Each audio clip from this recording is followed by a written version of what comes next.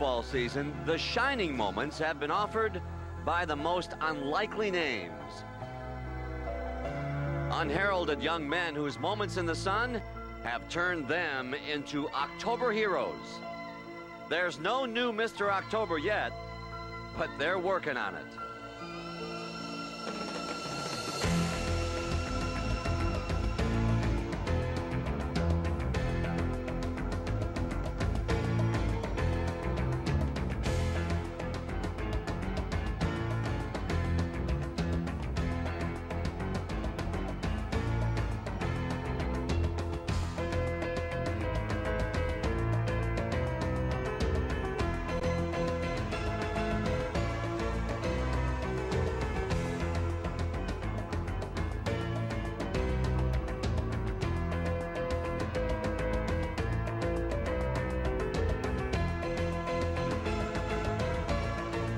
Tonight, two more young men will have their moments as the World Series turns north.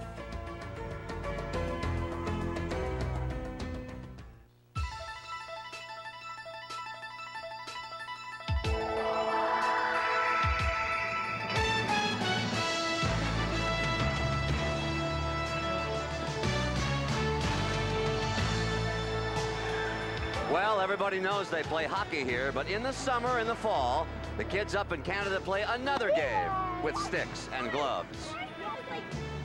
And isn't it nice to know that baseball knows no boundaries? Yes, folks, it's a whole new country and a whole new ball game, as everything in this first International World Series has been turned upside down. Outside here in Toronto, they are flying both flags according to proper protocol, but still you can feel a chill in the air, literally and figuratively. It is 2 degrees Celsius, miserable and raining, 36 degrees Fahrenheit. For baseball, this weather would be frightful, but inside Sky Dome, it is just delightful. So welcome to Canada, and like every visitor to Ontario, we invite you to come on in and look around. After all, where else can you catch the World Series from the intimacy of your hotel room or while you're dining out at a restaurant? And how's this for the ultimate sports bar with the biggest, most lifelike pitcher? It's Game 3 tonight here in the ballpark of tomorrow. And hi again, everybody. I'm Pat O'Brien.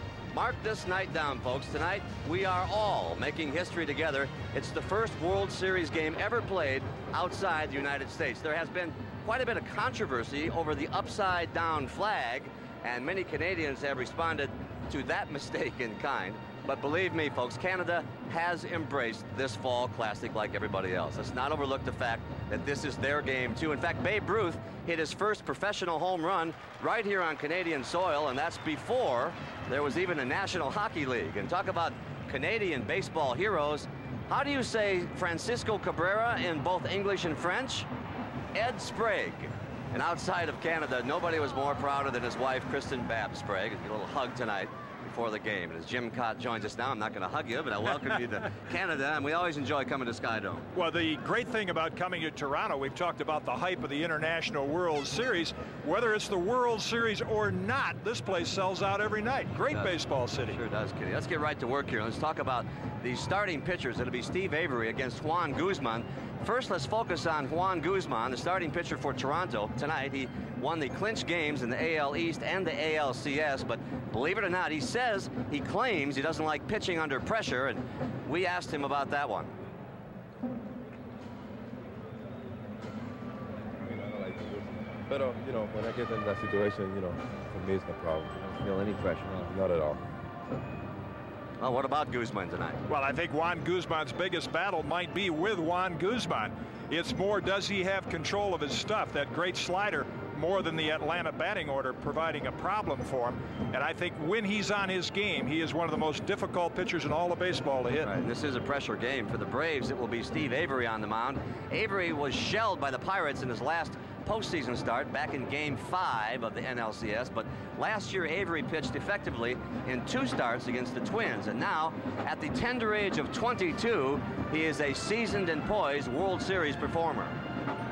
What about facing Avery, young kid? You're almost old enough to be his father, by the way. way, but so am I, too. So maybe I'll treat him like a stepchild. That'd be great. But I don't know. I've never faced him. He's never faced me. Just like I've never faced Glavine or Smoltz. So it's kind of a feeling out process. I don't know if I faced anyone older than him, but he's a pretty big guy. I didn't realize how big he was until he came on the field the other day, and he looks pretty intimidating up there. So hopefully I'll be able to get him out 4 times, and he won't be too happy about that. 22 years old. How about him against the Jays? Well, Winfield's comment, that was the key one. I've never faced him before. Steve Avery will challenge you. He'll always be around the strike zone, and that'll be the challenge to the Toronto batting order, to try to time that 90-mile-an-hour fastball as well as the changeup, unlike Guzman, whose biggest battle is going to be with Guzman. By the way, they got both flags right down there. Yeah, right. We come back here, our friend Bill Geist gets some northern exposure as Baseball 92 rolls on from Sky Dome to your home here on CBS. CBS Sports coverage of Game 3 of the 1992 World Series. We've waited for this moment here in Toronto, Ontario, as you look at Sky Dome and flags are waving together all over this complex. You know, every year more than 4 million visitors marvel at this place, which bills itself as the world's largest entertainment center. And baseball, of course, is the centerpiece of Sky Dome. And as we told you, the fans take the game up here quite seriously. But as you might imagine, their customs are a little bit different. And who better to chronicle those cultural nuances than our colleague Bill Geist of CBS News. It is said that baseball is America's game, yet here on the playing fields of Toronto, we see scenes like this, reminding us that baseball has become a sport that knows no boundaries.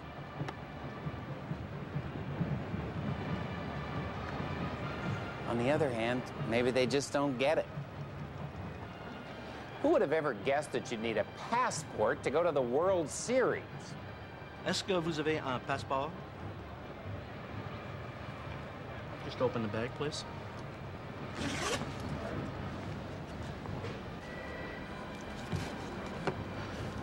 Sir, that's not a prohibited weapon, but it is offensive. Sorry. If the Blue Jays win, is Queen Elizabeth going to call the locker room? While Americans in cities like Pittsburgh, Baltimore are home raking the leaves and cleaning the gutters, the Canadians are up here whooping it up. They're rightly proud of their Canadian team. So what part of Canada are you from? Saskatchewan, Halifax, Vancouver? I'm from Santo Domingo, Dominican Republic. That's the part of Canada I am from.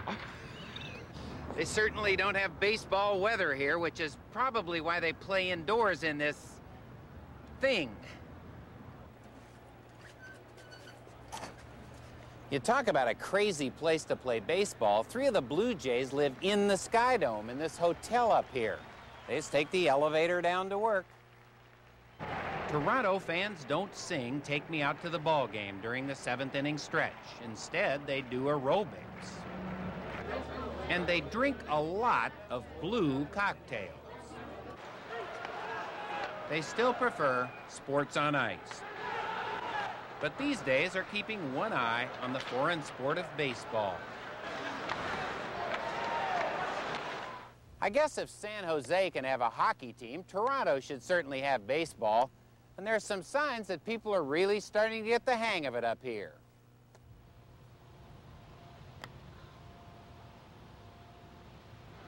Think about what you were doing when you were 22 years old. As you look at Steve Avery, no pitcher as young as him has made this many postseason appearances, and he has got some stature and personality out there on the mound. 22 years old and pitching Game 3 of the World Series, and maybe they have dreams someday of pitching, and I hope that's his brother. Baseball 92 will continue live from Sky Dome right after this. Stay with us.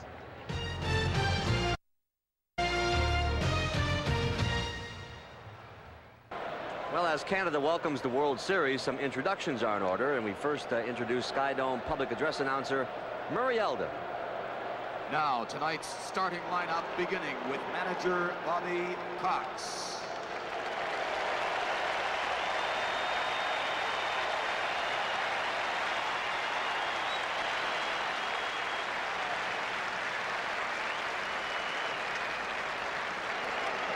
Leading off for the Braves, the center fielder, number 1, Otis Nixon.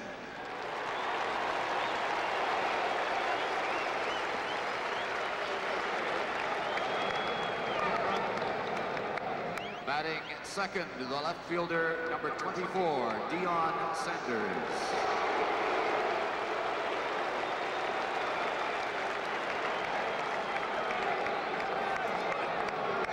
Batting third, the third baseman, number 9, Terry Pendleton.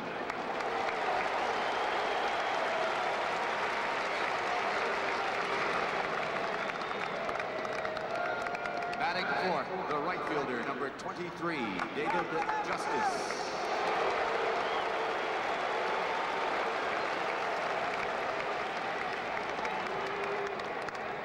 Batting fifth, the designated hitter, number 27, Lonnie Smith.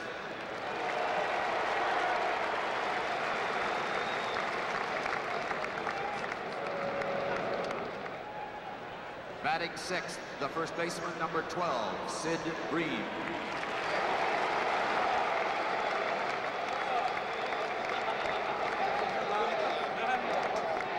Batting seventh, the shortstop, number 4, Jeff Blauser.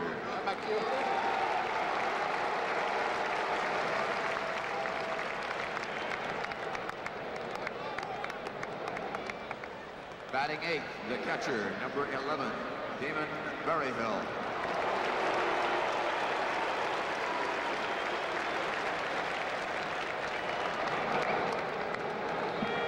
Batting ninth, the second baseman, number 20, Mark Lemke.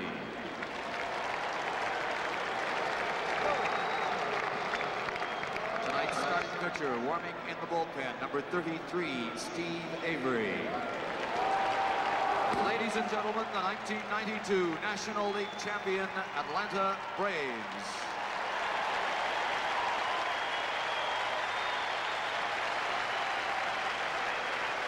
And now, ladies and gentlemen, the 1992 American League champions, your Toronto Blue Jays.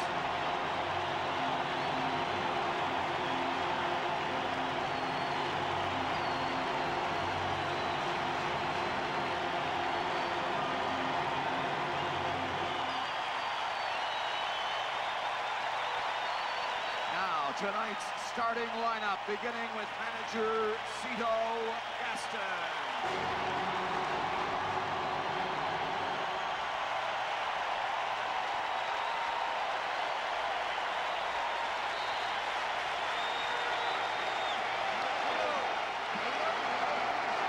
Leading off for the Blue Jays, the center fielder, number 25, Devon White.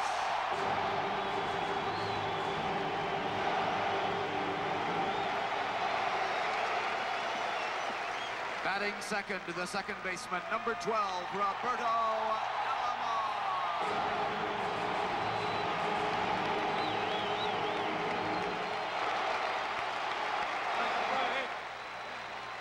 Batting third, the right fielder, number 29, Joe Carter.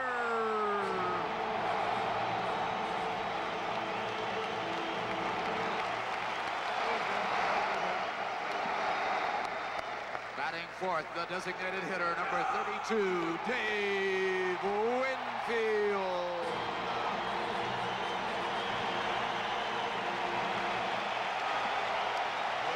Batting fifth, the first baseman, number 9, John Olerud.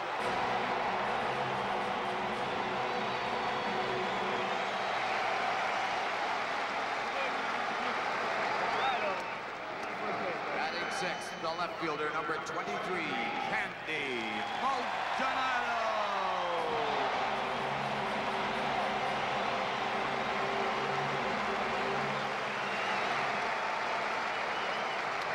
Batting seventh, the third baseman, number 17, Kelly Rivers.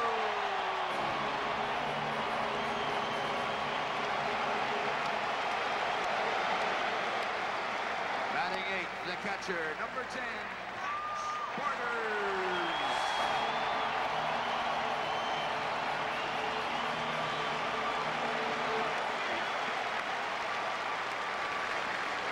Batting ninth, the shortstop, number 2, Manuel Lee.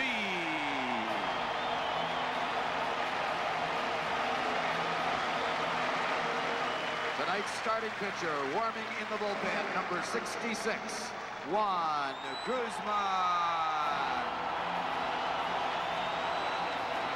Ladies and gentlemen, your 1992 American League champion, Toronto Blue Jays.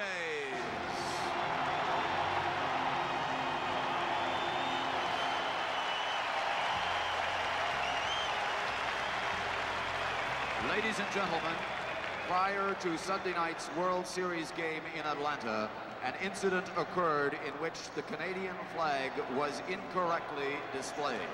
It was carried by a U.S. Marine Corps color guard. Immediately thereafter, the Commandant of the Marine Corps issued an apology to the people of Canada. To correct this unfortunate error and show their true respect for the Canadian people, the Marine Corps has requested the privilege of again carrying the national flag of Canada.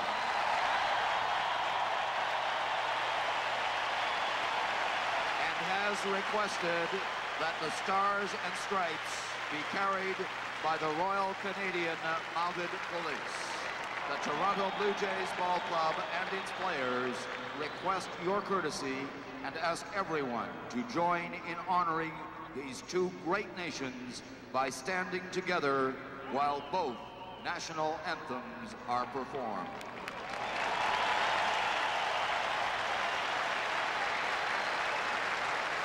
Please give a warm welcome to EMI recording artist John Cicada, who will sing the American National Anthem for this evening's game.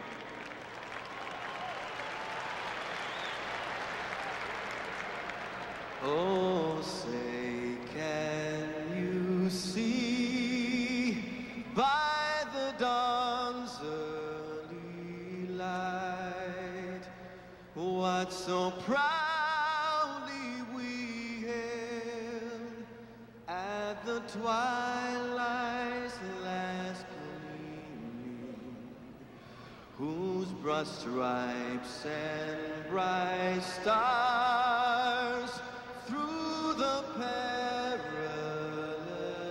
fight o'er the ramparts we watched were so gallantly streaming, and the rockets regular, the bombs bursting in air, gave proof through the night that our flag was still there. Oh, say does that star-spangled banner yet wave o'er the land of the free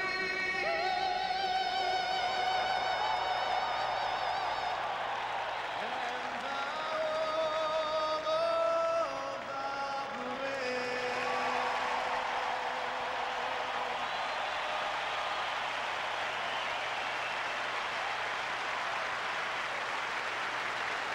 And now, ladies and gentlemen, please welcome Anne Murray as she leads us in the singing of the Canadian National Anthem.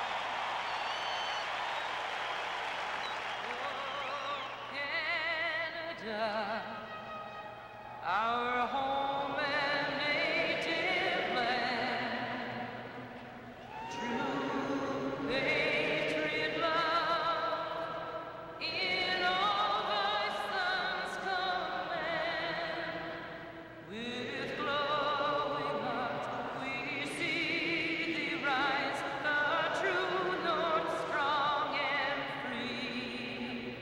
From far and wide, oh Canada,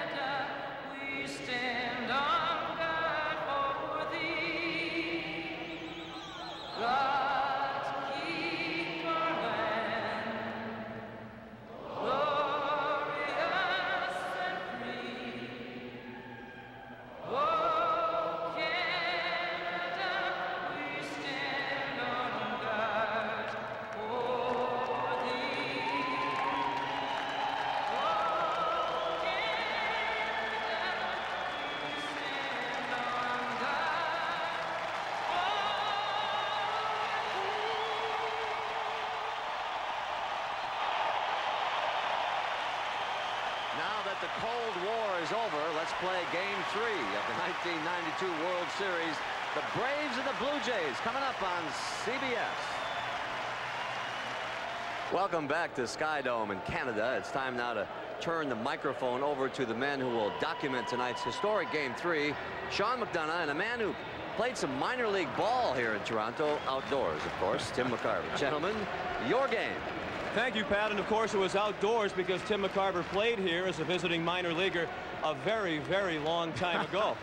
We're all happy to be indoors tonight as it's chilly in downtown Toronto, the temperature hovering around the freezing mark. And as the scene shifts to the American League home ballpark for the first time in this series, the DH will be employed, and that means decision time for Bobby Cox. And one of the decisions that Bobby has made, he's going to leave Deion Sanders in the lineup, and he will bat second. He had a very productive Game 2 on base 3 times. The designated hitter this evening will be Lonnie Smith. This is his 5th postseason, as a matter of fact, his 5th World Series, and he not only adds power to the Braves lineup, but also good speed. And Ron Gant, the odd man out again tonight for Atlanta, while Toronto uses its regular lineup that posted the best home record in all of baseball during the regular season. These two teams split the first 2 games of this series in Atlanta. The long ball was the story, and neither team got much from the top of the order. No production from their numbers 1 and 2 hitters. As a matter of fact, the Blue Jays, Devon White, Roberto Alomar, 2 for 17. On the other side of the ledger, Otis Nixon, Jeff Blauser / Deion Sanders, only 2 for 15. I'll tell you, the complexion of this series could change from the long ball to the running game if these guys get on. And the pressure could be squarely on the catchers, particularly Pat Borders of Toronto. In 8 postseason games, the Blue Jays have allowed 23 stolen bases. He is having 2 problems. One, he can't control. You may remember in Game 2, the pitch that he has to handle, a very difficult pitching staff to catch for Borders, and he throws this ball into center field. Something that he does have something to do about is the transfer from the glove to the hand. He has been very, very slow to make it, and his balls have been tailing into the runner, as this one does in Game 1, allowing Otis Nixon to score. Can you imagine, after 170 games, Pat Borders was out last night during the off day working on his throwing. And neither starting pitcher tonight adept at holding runners on. Juan Guzman for Toronto, Steve Avery for Atlanta, and here's a key member of our lineup, Jim Cott. Thanks, Sean. Watch very closely in the early innings Juan Guzman. If he has some routine 1, 2, 3 innings, look out. But if Braves get some base runners on, he tends to be distracted, and he'll begin to pay more attention to his mechanics, his motion, instead of focusing in on Pat Borders' glove. Sean?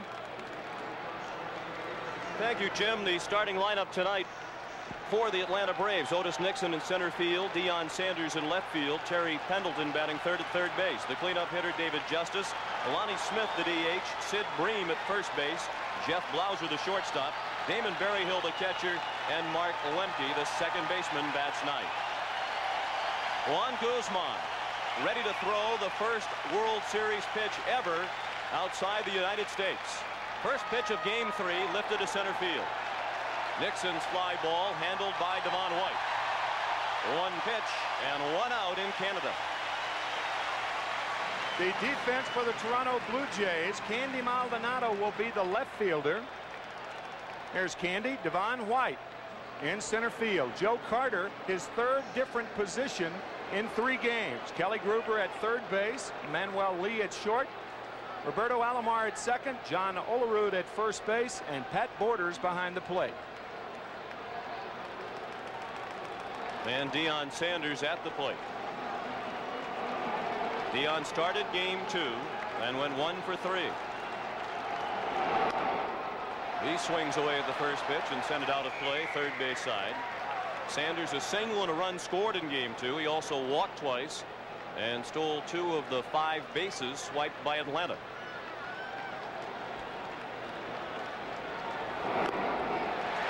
Those 2 stolen bases by Deion Sanders, the first time a Brave had stolen 2 bases in 1 game since 1914. Of course, they were then the Boston Braves. That's in postseason play, of course. Now the 0-2 pitch. Little looper into shallow right center on the run. Carter couldn't get it. It's backed up by White, and Deion Sanders limps around first again. He's 2 for 4 in the World Series. Joe West of the National League is the home plate umpire. Dan Morrison at first base. Bob Davidson at second. John Shulock of the American League at third. Jerry Crawford along the left field line, and Mike Riley, who was booed lustily, is the right field line umpire. He was booed upon the introductions of the umpires tonight. Now Terry Pendleton trying to find his mark in the postseason. He hit just .233 in the league championship series against the Pirates and is 1 for 8 in the World Series.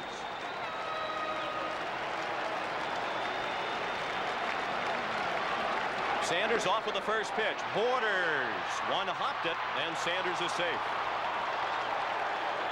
Sanders got a good jump, but for one of the few times in this series, Borders had a pretty good pitch with which to throw him out. He had a good pitch to handle, and Sanders with an excellent jump going in feet first. The other night he went in head first twice. There's that pitch right around the chest for Borders to handle, but a one-hopper.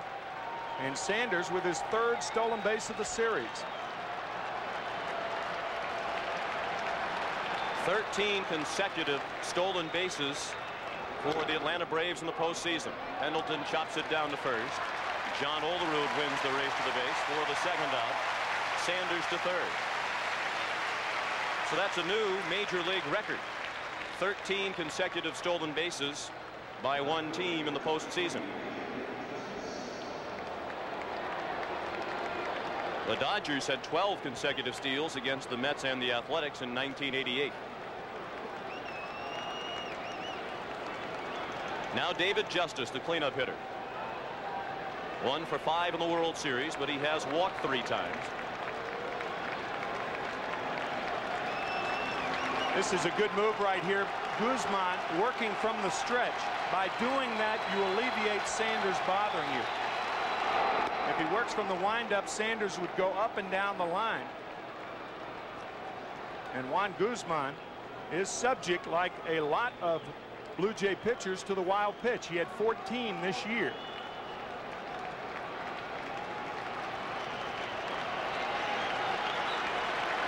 Again, the Blue Jays employ the shift in the infield for Justice. The shortstop Lee on the right side.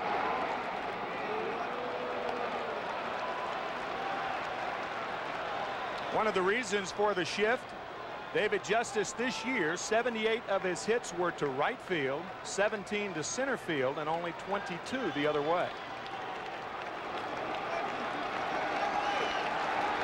He's ahead in the count, 2-0. That's a strike on the corner, 2-1. However, of those 22 hits the other way, most of them were in the air. So the charts of the Blue Jays, like the charts of the National League teams, say that David Justice, if he hits the ball in the air, he could go the other way. But if he hits it on the ground, he'll pull it. Now the 2-1. He was trying to pull that one despite the shift. 2 balls and 2 strikes. Sanders at third with 2 down in the top of the first. This is game 3 of the World Series. The series tied at 1 win apiece. And this crowd, which has been criticized in the past for being too quiet, has been electric from moment 1 tonight.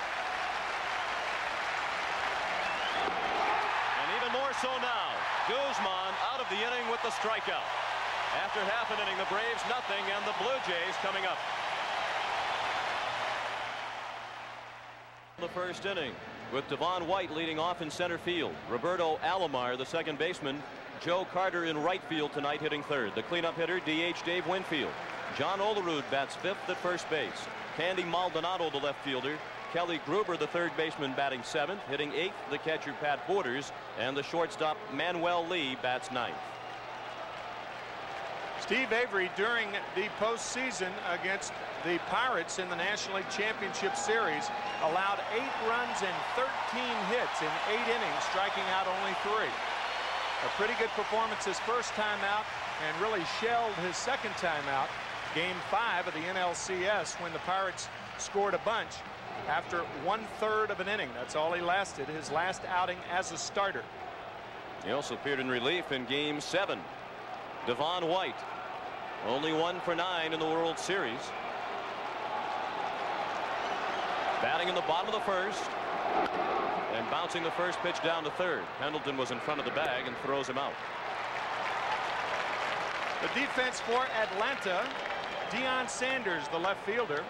Otis Nixon in center field can track them down with the best of them. David Justice, a strong throwing arm in right field. Terry Pendleton at third base. Jeff Blauser, the shortstop. The quick hands of Mark Lemke at second base. And the sure hands of Sid Bream at first. Damon Berryhill behind the plate. And Avery on the mound. And working to Roberto Alomar. Ball 1 in the dirt. It skipped by the catcher Berryhill. Roberto just 1 for 8 in the World Series off his MVP performance in the American League Championship Series against Oakland. Check swing and a ball low and away, 2-0.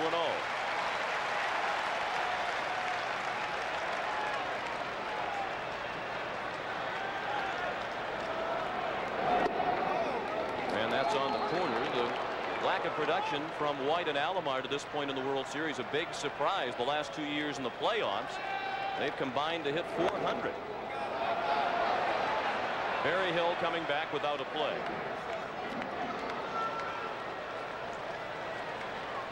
Not only great postseason production out of the 1 and 2 slots of Toronto, but Devon White and Roberto Alomar started 140 games this year, and in only 1 did they not, between them, have a hit or a walk.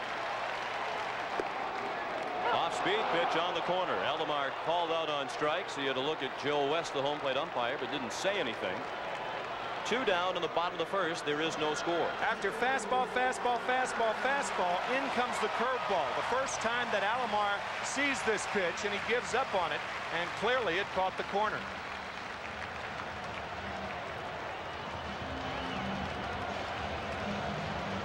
Two down and the base is empty for Joe Carter. He's 2 for 7. He hit a home run in Game 1 off Tom Glavine.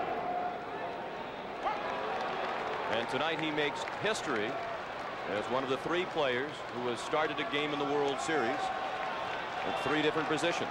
He started 3 games, all 3 of them in a different spot in 1992. And Tony Kubek and Willie McCovey in 1962 did not start those games consecutively. Joe Carter, the first guy to play 3 different positions consecutively, starting the World Series. And the 0-2 pitch to him, late swing and a wicked foul ball off the protection area for the photographers.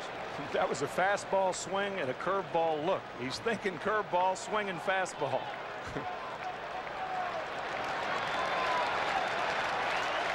Another 0-2 from Avery. That's low. Berryhill couldn't squeeze that one.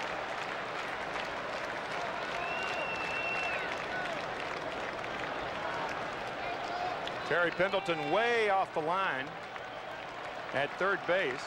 I think the Braves will probably stay away from Carter. They do.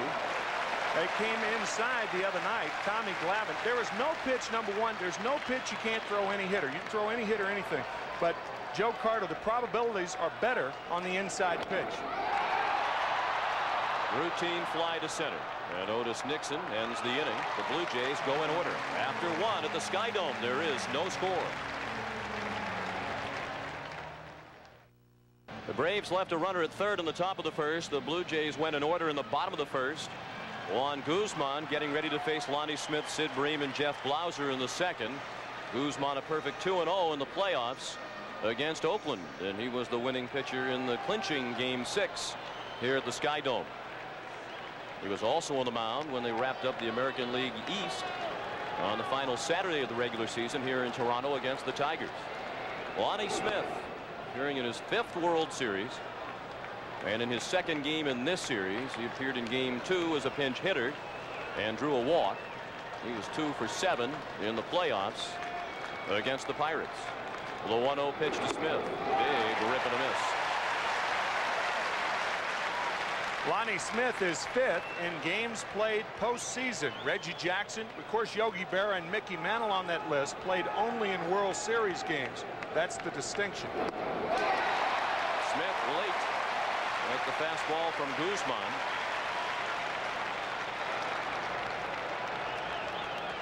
1 ball and 2 strikes the count. Guzman struck out 1 in the first. And he's even with Smith at 2-2.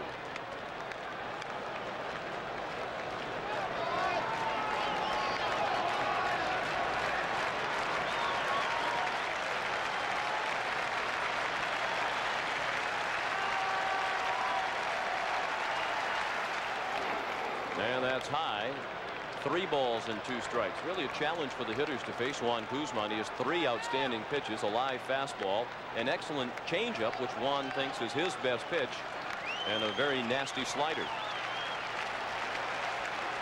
Goes to the fastball, and Smith sends it to the backstop. What Guzman does, he changes a hitter's eye level. He throws high fastballs, low sliders, and low changeups. When a hitter has his head bobbing up and down, it's very, very difficult to hit. This guy with as good a stuff as there is around. And he was on course to be the Cy Young Award winner in the American League over the first half of the year. And injury troubles kept him on the bench for a while in the second half of the season. He still finished with a record of 16-5 and an ERA of 2.64. He strikes out Smith on the breaking ball, low and away. 1 out in the second, 2 strikeouts in the ball game for Juan Guzman. Smith had fouled off a couple of pitches, and Guzman and Borders decide to go to that slider, and that you can see how devastating that pitch is. It's out of the strike zone, and Smith goes too far.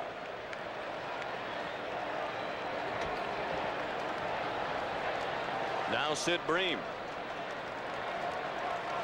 1 for 4 in the World Series. He has played a game and a half. Brian Hunter pinch hit for him in inning 5 of game 2. Guzman starts him with the fastball low.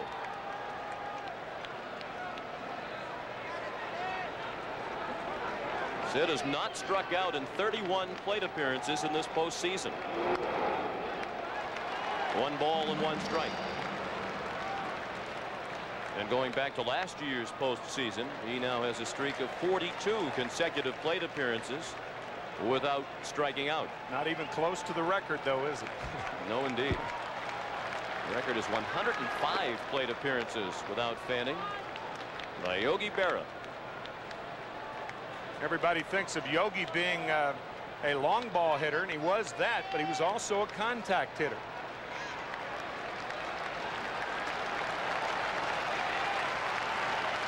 The 2-1 pitch. Little looper. Manuel Lee drifts into left. 2 down.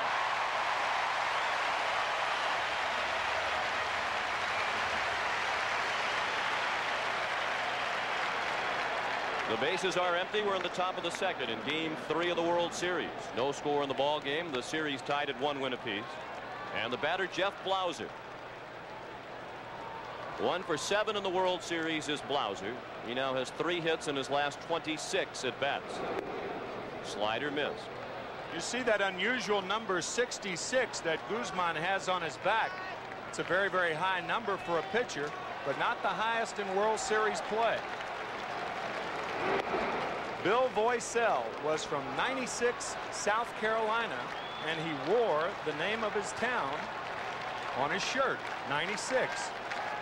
That, as far as we know, is the highest number ever worn in World Series play. Well, there won't be any controversy about Juan Guzman wearing his jersey upside down to have the highest number in World Series play.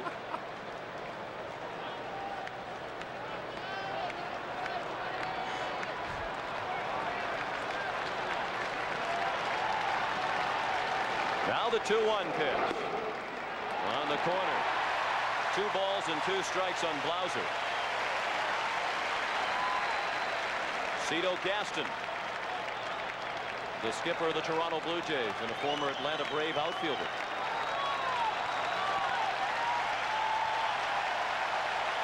Crowd wants the strikeout to end the inning. The 2-2 pitch fouled off the end of the bat. Guzman went to the number 66 a couple of years ago in winter ball. He had been struggling in the minor league organizations of the Dodgers and the Blue Jays, particularly with his control. Went to play winter ball one year. They gave him the number 66, and he went 11-1. He said, keep it. Pick a number. He picked the right one, I'll tell you.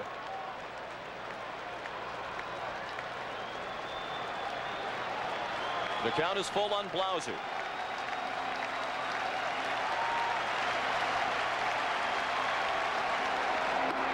Blew him away with the high fastball. That ends the inning. Guzman has struck out 3 after an inning and a half. No score. Sean McDonough with Tim McCarver, Pat O'Brien and Jim Cott, delighted to have you with us for the first World Series game ever played outside the United States. Game 3 of the 1992 World Series. And Dave Winfield leads off for Toronto. He's 2 for 7 with a single in each of the first 2 games. Steve Avery worked with 1-2-3 first, and he's in with strike 1 to Winfield.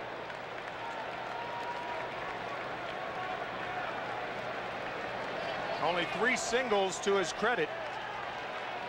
That covers a 1 for 22 stint back in 1981 with the Yankees. Of course, when Winfield first broke into the major leagues in 1973 with the Padres, Steve Avery was 2 years old. And Cito Gaston, his manager, was the right fielder on that club.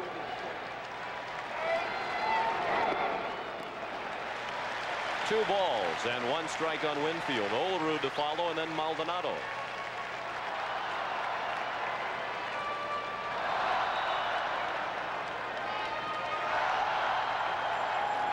Avery's 22 years old, and the foul ball is off the end of the bat of Winfield. 2 balls and 2 strikes.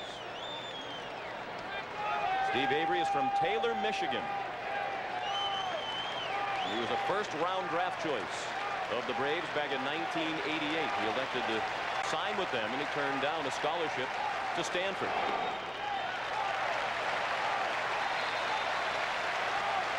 .3-1 with a 3.13 ERA. Only 1 home run allowed. That was to Kirby Puckett in last year's World Series. The 3-2 pitch to Winfield. Pendleton couldn't get it. Blauser could, but he has no play. He's out in medium range left field.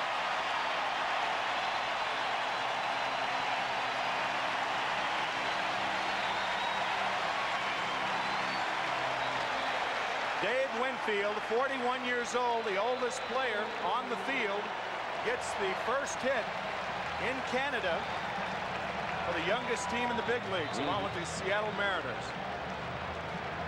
So he'll always be in the record books as the man with the first hit for Toronto in a World Series home game for the Blue Jays. John Olerud made his first appearance of the series in game 2 and went 0 for 4.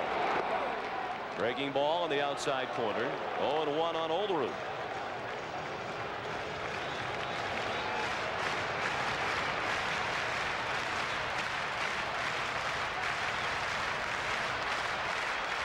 No score. We're in the bottom of the second. Winfield, the first base runner of the night for Toronto, at first with nobody out. Olerud slaps it out of play to the left side. 0-2.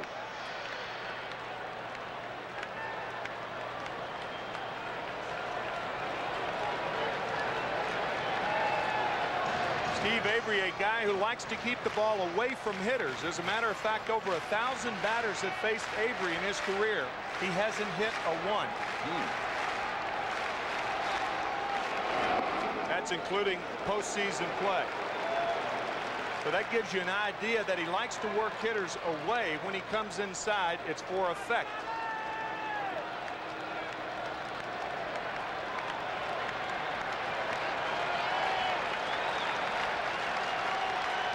He throws to first. Can't that be detrimental to Steve Avery if the hitters know they're not going to get hit? Wouldn't they be more inclined to dig in up there at the plate? He hasn't really given hitters a reason to believe that they should dig in against him. I mean, when you're throwing a 93-mile-an-hour fastball, why come inside to anybody?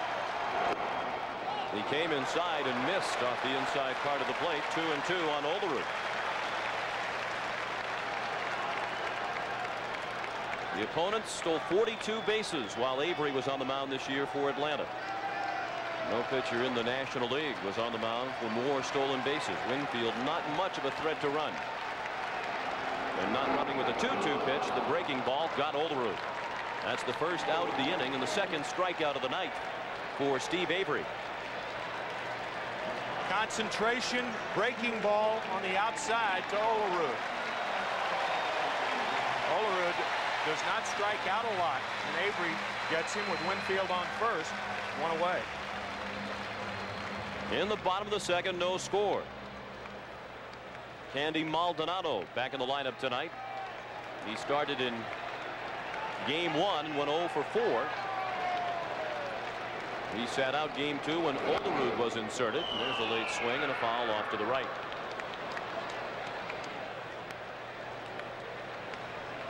Maldonado had a terrific year, particularly when you consider that his status was a big question mark when the year began. They thought that Derek Bell would be a regular in the outfield coming off his performance of a year ago when he was the minor league player of the year. But Bell was injured the first week of the season, and Maldonado had one of his best years.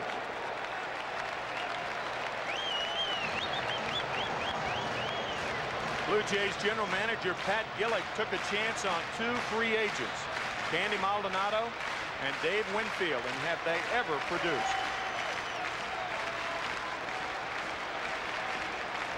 The 1-1 pitch. A smash to third. Pendleton gets one at second. Lemke turns the double play. 5-4-3, and that ends the inning. We've played 2 in game 3 of the World Series. There is no score. Show we talked about the transfer of Pat Borders, the catcher. Well, second basemen also have to have quick transfers. You notice how quickly the ball went from the glove to the hand of the first baseman for the double play. Mark Lemke, a guy, by the way, and we'll reiterate this point, that Bobby Cox says has the quickest hand since Bill Mazeroski. What an accolade that is. Among second basemen. Lemke on deck as Damon Berryhill bats. He fouled the first pitch away for strike 1. Berryhill's one hit in the series, a big one, the 3-run homer off Jack Morris that propelled the Braves to their 3-1 victory in game 1. High smoke. Berryhill couldn't get it. 0-2.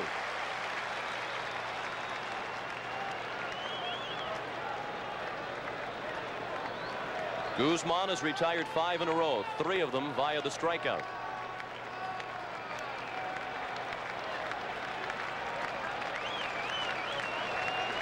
0-2 pitch, high and away.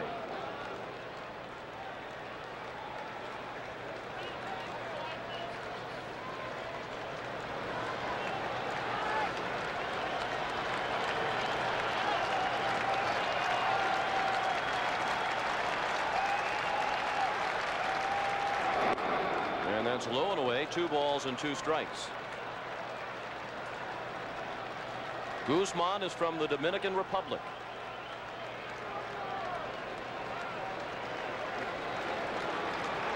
He'll turn 26 years old shortly after the World Series ends. And he strikes out Berryhill. 1 out in the third. Guzman has now retired 6 in a row while striking out 4 of them. You saw the concentration of Steve Avery, and now you are privy to the concentration of Juan Guzman. An inside fastball that ties Berryhill up. 4th strikeout for Guzman. And the number 9 hitter Mark Lemke at the plate. Ball 1 in the dirt. Bobby Cox, former Toronto skipper, still speaks affectionately of his days here, particularly Old Exhibition Stadium, although he was delighted tonight's game was not being played there. Olerud steps on the bag for the second out. We're in the third. There is no score.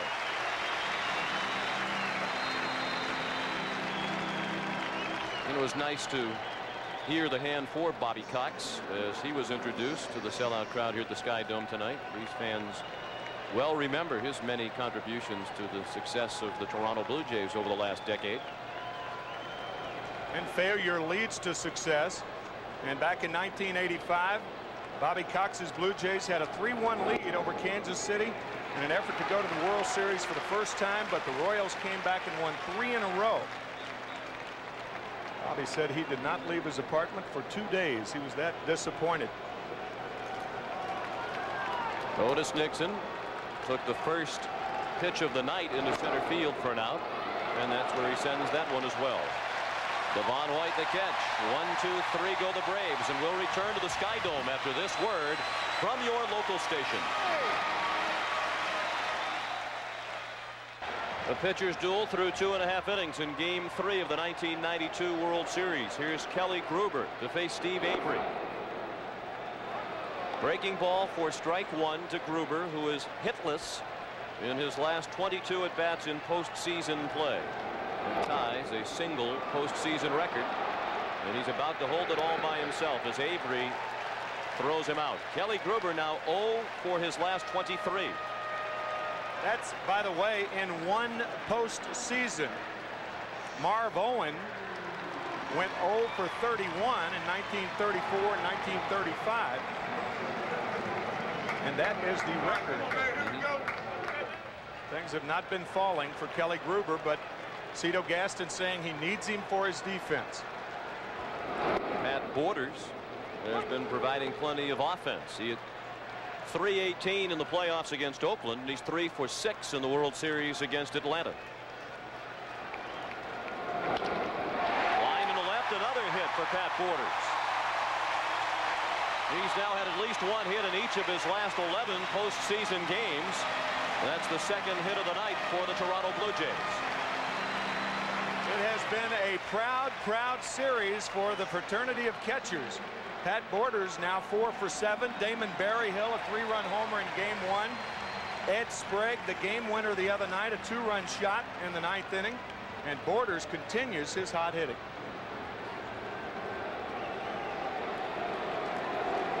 Manuel Lee, the batter. Of course, we cannot leave Francisco Cabrera off that list with his heroics. The 2-run single in the bottom of the 9th of Game 7 that won the National League Championship Series for Atlanta over Pittsburgh. Guess you could say it was catching. You can, but I'm glad you did. And not you. That is correct. Big swing and a miss. 1-1 on Lee.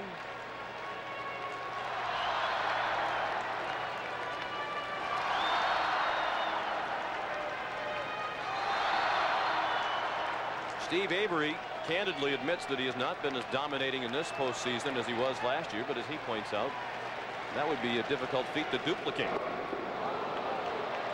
1 ball and 2 strikes, the count on Lee. Last year, Avery beat the Pirates 1-0 in Game 2 of the NLCS. He beat them 1-0 in Game 6 and 2 no decisions in the World Series. But he pitched very, very well.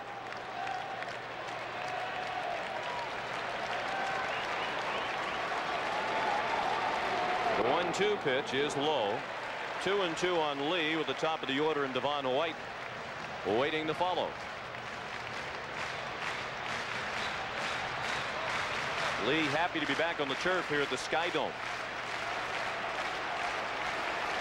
He's had his difficulties in the postseason on the grass fields in Oakland and Atlanta. He's committed 4 errors in 5 postseason games on grass. But he has not committed a miscue in the field in 3 games on the turf here at the Dome. This is an interesting situation for Cito Gaston. Do you send the runner? Remember, Manuel Lee strikes out a lot, over 100 times last year, 73 this year.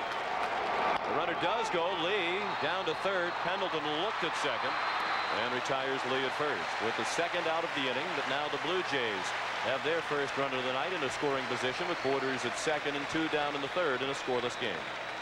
Yeah, in a scoreless ball game, you don't really take that much of a chance. It's early. You try to open things up a little bit. You stay away from the double play by sending Borders.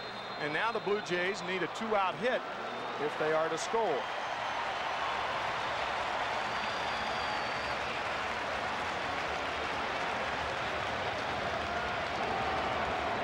And they need that hit from Devon White. He's now 1 for 10 in the World Series after having grounded to third his first time up. Avery's first pitch to White is a ball low and away.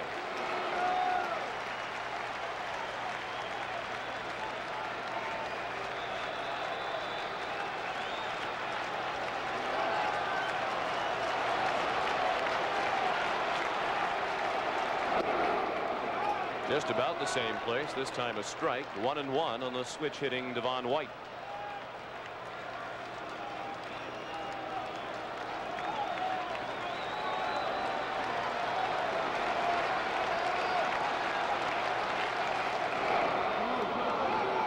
Berryhill lost the ball out in front of the plate. It was a swing and a miss for strike 2.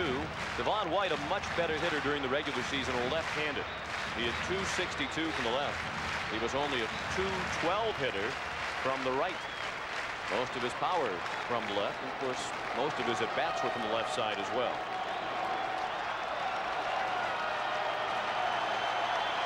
No score with 2 outs in the 3rd. And White strikes out. The strikeout gets Avery out of the inning. He has fanned 3. We've played 3 in Toronto. No score. Team summary is sponsored by Budweiser. With Deion Sanders' stolen base in the 1st inning, the Braves a perfect 13 for 13 in this postseason. That's a postseason record for consecutive steals, and very similar lines for the 2 starting pitchers tonight. This game has been controlled by Steve Avery and Juan Guzman through 3 innings. Nothing but zeros along the line as we go to the 4th, and Sanders leads off. Deion, the only Atlanta base runner to this point, again making Bobby Cox look like the smart man that he is. Deion singled into right center field, stole second, and was stranded at third when Justice struck out with 2 outs. Fastball in for a strike. 0-2 on prime time.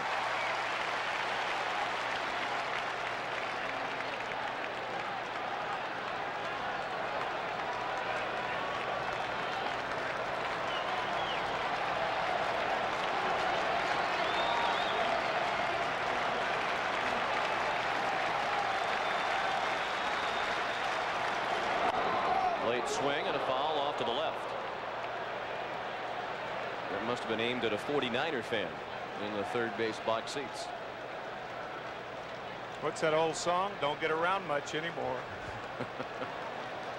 And that's why 96 miles per hour. That's right. Nobody gets around much anymore on that pitch. That's in the dirt. 1-2 on Sanders. And that was the slider that we've been talking about. It's a devastating pitch.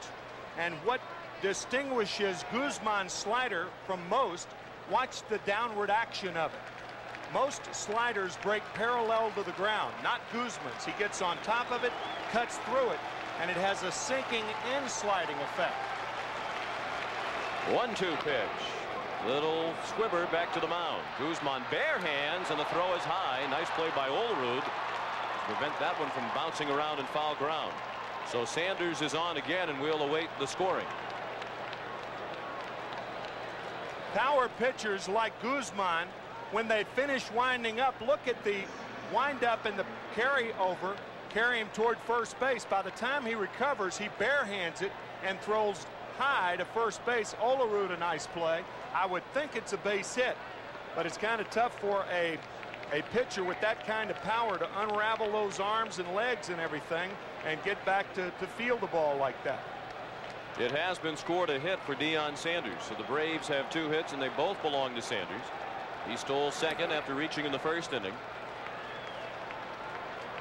The opponents have now stolen 24 bases against the Blue Jays in this postseason in 8+ games, all of them at the expense of Pat Borders, who has only thrown out 2 base runners. Terry Pendleton at the plate, and he waits as again Sanders draws a throw. Pendleton bounced to first unassisted, his first time up. He's 1 for 8 in the series now, but Bobby Cox says he's not worried about Pendleton being in a slump. He's capable of breaking out of it at a moment's notice with 3 or 4 hits. Sanders back on a close play.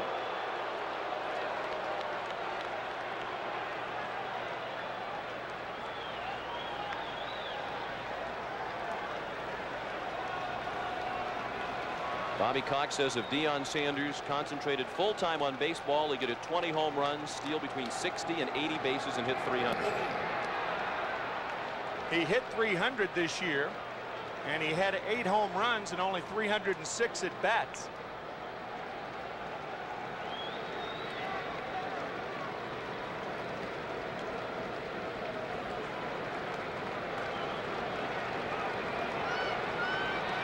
Sanders at first and nobody out in the 4th inning. No score in Game 3 of the World Series. First pitch to Pendleton, fouled back here. That was close to a balk. He did not come to a stop delivering the ball home. That's one way that pitchers can hold runners at first base. You throw over there, and then you quick pitch home. You have to come to a full second stop when you bring your hands together.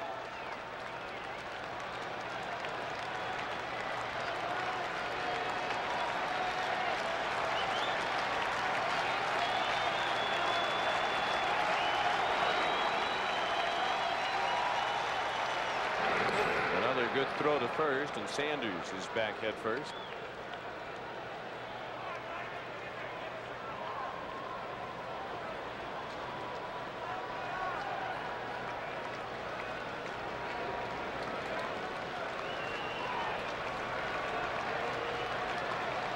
Sanders with the good lead, 1 foot on the artificial turf.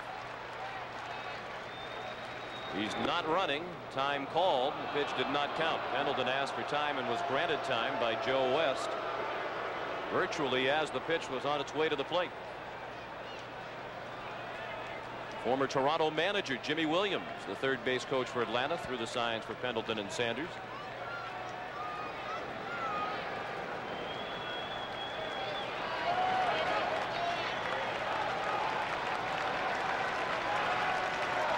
Much shorter lead, and a good play by Olerud on the ball in the dirt.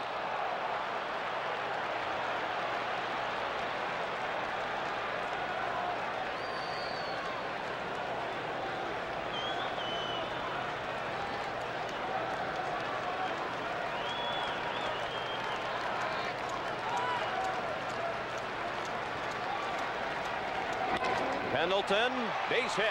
Sanders had to hold up to see if Alomar would catch it.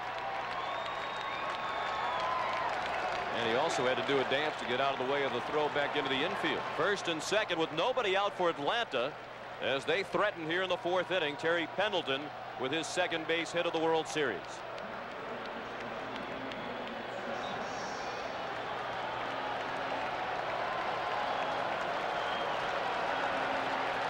David Justice, the batter. He struck out swinging, ending the first. He left Sanders at third. The Braves now hitting the Blue Jays 3-2. First and second with nobody out in the 4th in a scoreless ball game. First pitch to Justice. Well hit to center field. Devon White racing back to the warning track. Great catch up against the wall, and the runners passed each other. Pendleton went by Sanders. He has already been called out. Now they have Sanders in a rundown with a chance for a triple play. Gruber did not get him. Sanders made it back to second. Gruber insisting to Bob Davidson that he made the tag, but the umpire does not agree, and they came within inches of a triple play. Pendleton was out. He went by Sanders thinking that White would not make the catch, and it's easy to understand why he would think that way. Look at that catch. And here are the runners crossing right here. Pendleton passing Sanders, so he's out. Dion allowing him to go back to first. I thought that was nice. And then Dion tagging up and trying to go to third. And here's the attempted tag. Kelly Gruber said he got him on the foot, and it looked like he did from that angle. He did get him on the foot. What a bizarre play. My goodness. Kelly Gruber says I tagged him on the foot, and he may just have. Wow. And again, the Blue Jay fans boo. They thought they were victimized by some bad calls in Game 2, particularly by home plate umpire Mike Riley. Did Kelly Gruber tag Dion? It looked like he did on the right foot. And that would have been one of the most unusual triple plays I've ever heard about, had it happened. Well, you can't argue with the position of the umpire, Bob Davidson. He had a perfect view of it. Right. Gruber doesn't say much to umpires ordinarily. Usually when he does, it's because he fully believes he's right. He certainly appeared to be. A remarkable play by Devon White started this, and a diving stab with the glove ended it, and it looked like he tagged him on the right heel. The first angle was the best. All angles show that he tagged him, it appears to me. So now Sanders at second with 2 down. Lonnie Smith at the plate with a count of 2-1. After Pendleton tagged, or after Pendleton passed Sanders at second base, Dion went back to second to tag up to go to third. I don't think Toronto knew that he passed him, because had they known that, they wouldn't have thrown the ball to first base. Right, they didn't need to. Pendleton had already been called out by the umpires, as you saw on the replay. 2-2 the count. You hear the fans continuing to boo. Obviously, in a high-tech building such as this, there are television sets everywhere. So these fans, many of them have seen the same replays that you saw. There's only been one triple play in postseason history. That was by Cleveland way back in 1920. It was unassisted. That is correct. And that's outside. The count is full as the crowd roars.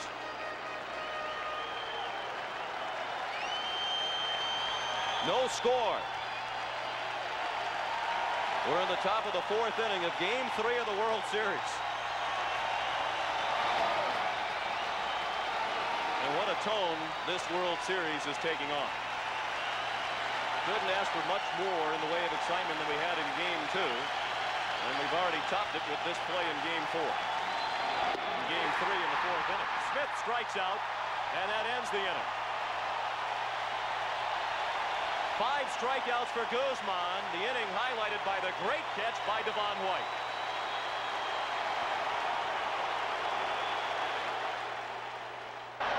Welcome back to the Sky Dome. The first pitch of the home half of the 4th, fouled on a play in right field by Roberto Alomar as he faces Steve Avery in a scoreless ball game. A memorable start to this first ever World Series game in Canada. Devon White with the catch that started the double play. Scoring, it's 8-4 as they doubled up Pendleton. And Kelly Gruber made the tag on the heel of Deion Sanders, but the triple play was not completed because Bob Davidson, the second base umpire, ruled Sanders safe going back into second. Alomar struck out his first time up. He was called out. He'll be followed by Carter and Winfield. Avery has allowed 2 hits without issuing a walk. He has struck out 3. And he's even with Alomar now at 2 balls and 2 strikes.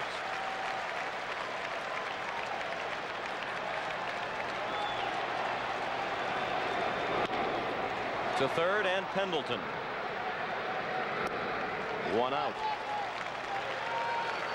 At the conclusion of tonight's game, Tim McCarver and I will select the Chevrolet Most Valuable Player of the game. Chevrolet will donate $1,000 in the player's name to the Special Olympics.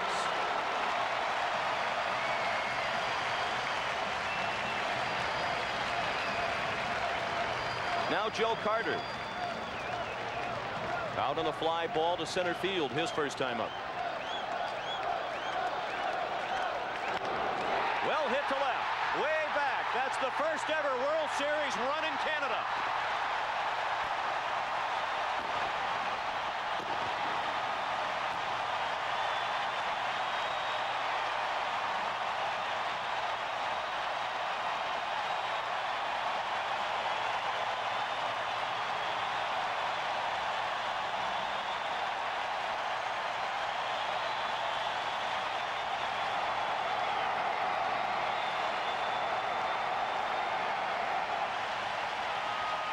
Fastball on the outside part of the plate. Carter looking for it, it appeared. You see Berryhill sitting outside. It was outside. 1-0 Blue Jays. You saw Joe Carter hit an inside fastball against Tommy Glavine out in Atlanta, and tonight he takes the outside fastball out against Avery. He can extend those arms and hammer that outside pitch. He did for his second home run of the series. The Blue Jays have now hit at least 1 home run in each of their 9 postseason games this year. And that is a record. They came into the night sharing the record with Baltimore and Milwaukee. 9 games in the postseason for Toronto. They've homered in all 9, a total of 13 home runs for the Jays in their series against Oakland and Atlanta. And 8 different Toronto players have hit a home run in postseason 1992. Winfield the pop-up. We're in the 4th. And the Blue Jays lead Game 3 of the World Series 1-0.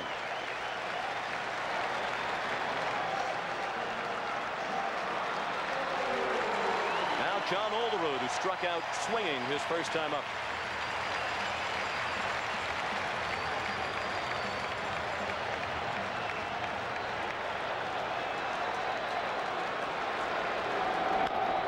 Back to the mound. Nice play by Avery. And that ends the inning. The Blue Jays are on the board on the home run by Joe Carter. After 4 innings in Game 3, Toronto 1 and Atlanta 0. Carter returned to his position in right field. He was greeted by a standing ovation for his home run that has given the Blue Jays a 1-0 lead as we go to the 5th inning here in Game 3 of the 1992 World Series. Juan Guzman looking in at Sid Bream. Then Jeff Blauser and Damon Berryhill. There's a base hit. Bream took the first pitch into center field for the 4th hit of the night for Atlanta. Think of what might have been for the Atlanta Braves had Devon White not made that catch in center field. 3 out of the last 5 Braves have singled, and it was Devon White's catch against the wall that turned the near triple play into a double play. But the Braves are hitting the ball very, very hard off Guzman the last 2 innings. Here's that catch one more time. It's fun to watch. White, a Gold Glove winner in center field. Blauser squared a bunt and took a strike. Jeff ordinarily the number 2 hitter in the Atlanta lineup, so he's accustomed to laying down the bunt to move a runner along. I don't think here, though, not with the bottom of the order. You have Berryhill and Lemke coming up. You're trailing by a run. I think that was just a show-me bunt right there. I think he's hitting. Blauser struck out his first time up.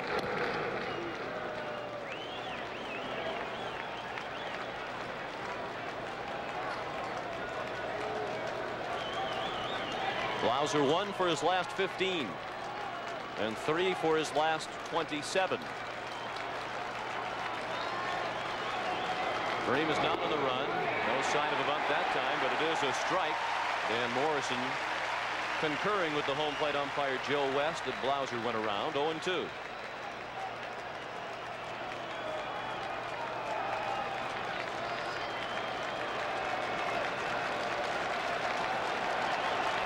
That's the situation with Toronto leading 1-0 in the 5th inning. Fastball outside. Blauser wouldn't chase it.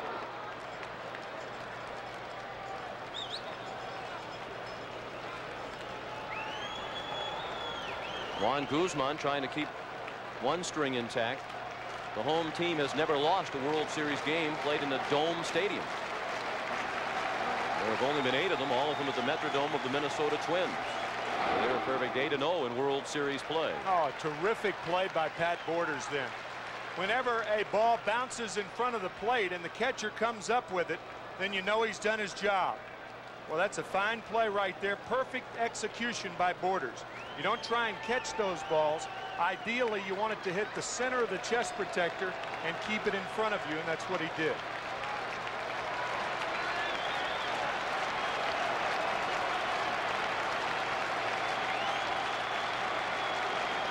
Bream is not moving. Blauser strikes out for the 2nd time. 1 out in the 5th inning. And that's the 5th strikeout of the night for Juan Guzman.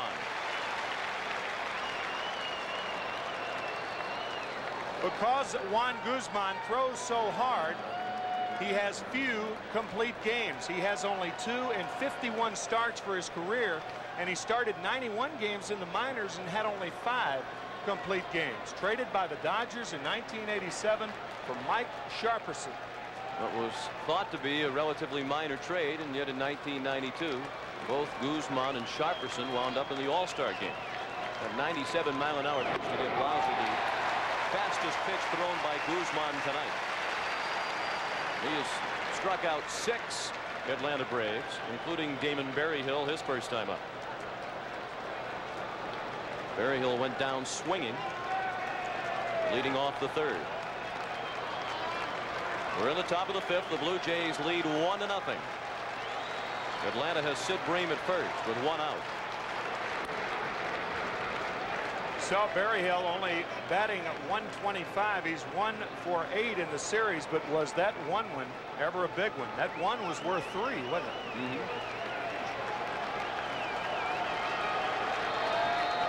3-run homer in game 1 off Jack Morris. The 0-1 pitch popped up out of play behind the Blue Jay dugout.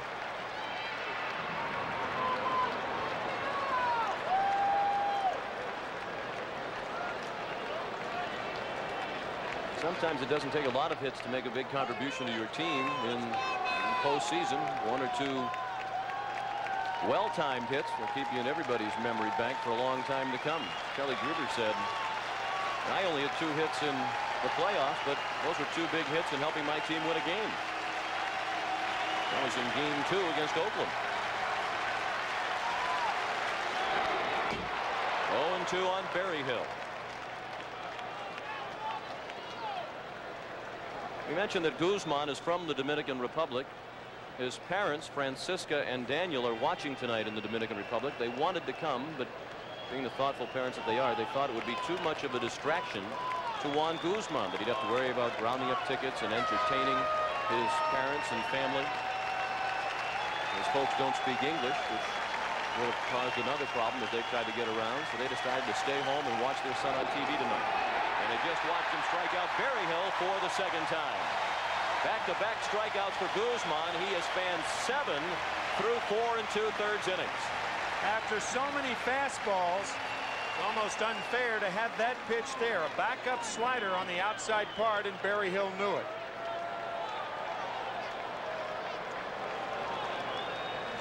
See that rotating spin. Pitching coaches like the spin on the ball when the spin is about the size of a dime. When it's the size of a quarter, then it's not spinning properly. It's not tightly held enough. But that one, as you could see, was like a gyroscope coming up there. To throw the type of slider that Guzman throws, you have to have awfully strong forearms. Steve Carlton had them, and Guzman, for a right-hander, throws a similar slider that Steve Carlton threw. Very tightly wrapped.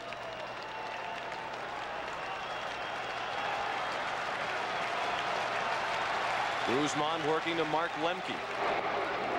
That's on the corner for a strike. 1-1. Lemke bounced to the first baseman Olerud unassisted in the 3rd inning. The Braves trail 1-0. Bobby Cox has Sid Bream at first base with 2 outs. Bream started the inning with a single, but Glauser and Berryhill have fanned. And now the 1-1 to Lemke. It's low. 2 balls and a strike.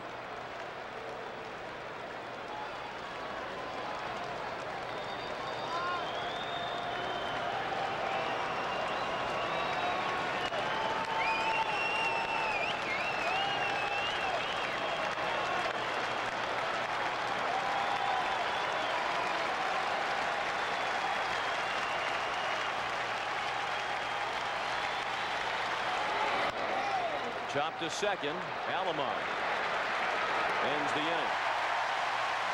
Halfway through game 3 of the World Series, the Blue Jays lead 1-0.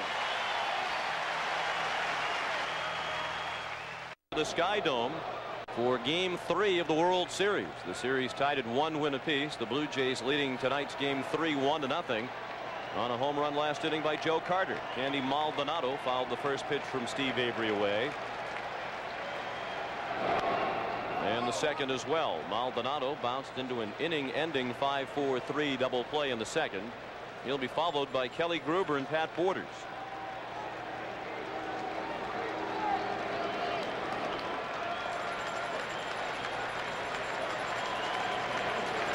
The 0-2 pitch.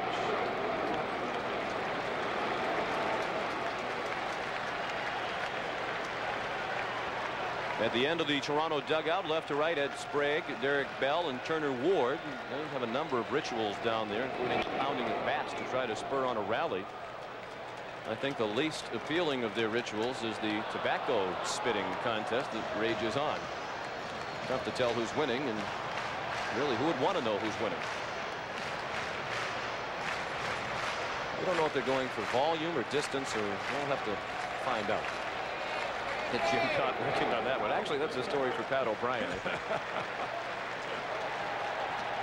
2-2 the count as Avery works to Maldonado.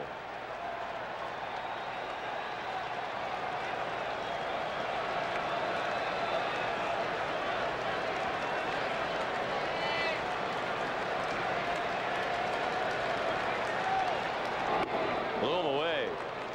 Plenty of heat on that fastball. 1 out in the 5th. Join us Sunday for NFL action here on CBS Sports. Washington and Minnesota head our 1 o'clock lineup, while some of you will see Dallas and the Los Angeles Raiders at 4 o'clock. It all starts with the NFL today at 12:30 Eastern time, the last word before kickoff. And the Vikings, the most pleasant surprise in the NFL this year. Dennis Green has them at 5-1, and the Redskins returning to Minneapolis, where they beat Buffalo in the Super Bowl this year. Vikings, of course, play their home games in the Metrodome in Minneapolis. That's where Atlanta played last year. And this ballpark here is twice as large at the center and the Metrodome. 31-story building would fit in the center of the Sky Dome. Twice as large as the Metrodome. You could fit a Metrodome inside this edifice. With room to spare. Gruber fouls it away. He is trying to end his 0-for-23 postseason drought. I mentioned that Kelly has 2 hits in the postseason. He had a 2-run homer and a double off Mike Moore in Game 2 of the championship series. You can tell once again that Kelly Gruber has his game helmet on. A lot of hitters use pine tar on their glove, their left hand and their right hand, and they go to their hat, and Kelly Gruber considers it unlucky to wash it. You can tell. Game or gamey? Gamer and gamey. He's aboard with the walk. The first thrown by Avery. In fact, that's the first walk thrown by either pitcher tonight. Rich Hacker, the third base coach for the Blue Jays, threw the signs for Gruber and Pat Borders.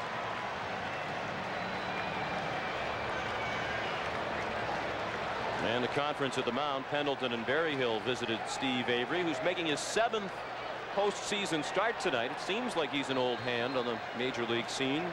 And in fact, he won't be 23 years old until next April. And he was the youngest pitcher in the majors to make 15 or more starts this season. No pitcher as young as Avery has ever made this many postseason starts. Pat Borders lined a single to left in the 3rd. They pitch out. Gruber was not on the run. He is a threat to run. He swiped 7 during the regular season despite a variety of nagging injuries.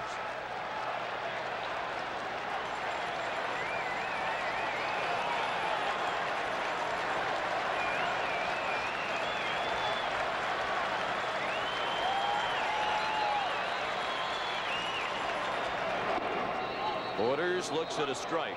1 ball and 1 strike with 1 out, a runner at first in the bottom of the 5th. Toronto leads 1-0.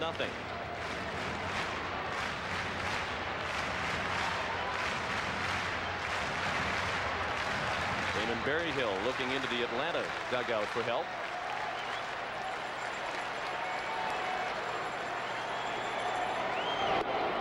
That's strike 2 right down the middle.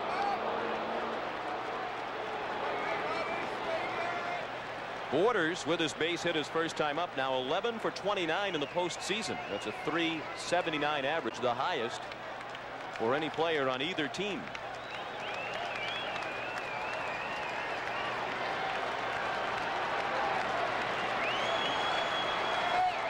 The 1-2 pitch. Tim, you could really see on that pitch why Avery has trouble with runners stealing against him. The very high leg kick, despite the presence of Kelly Gruber at first base. High leg kick. We talked about power pitchers earlier. And all power pitchers have the high leg kick. That's where their power comes from. And Leo Mazzoni, the pitching coach of the Braves, said that they don't want to teach Steve Avery the slide step to get the ball quicker to home yet because he's too young. Bobby Cox saying before the game that they'll teach him that eventually, but first things first. Cox says they're going to teach him that in this offseason.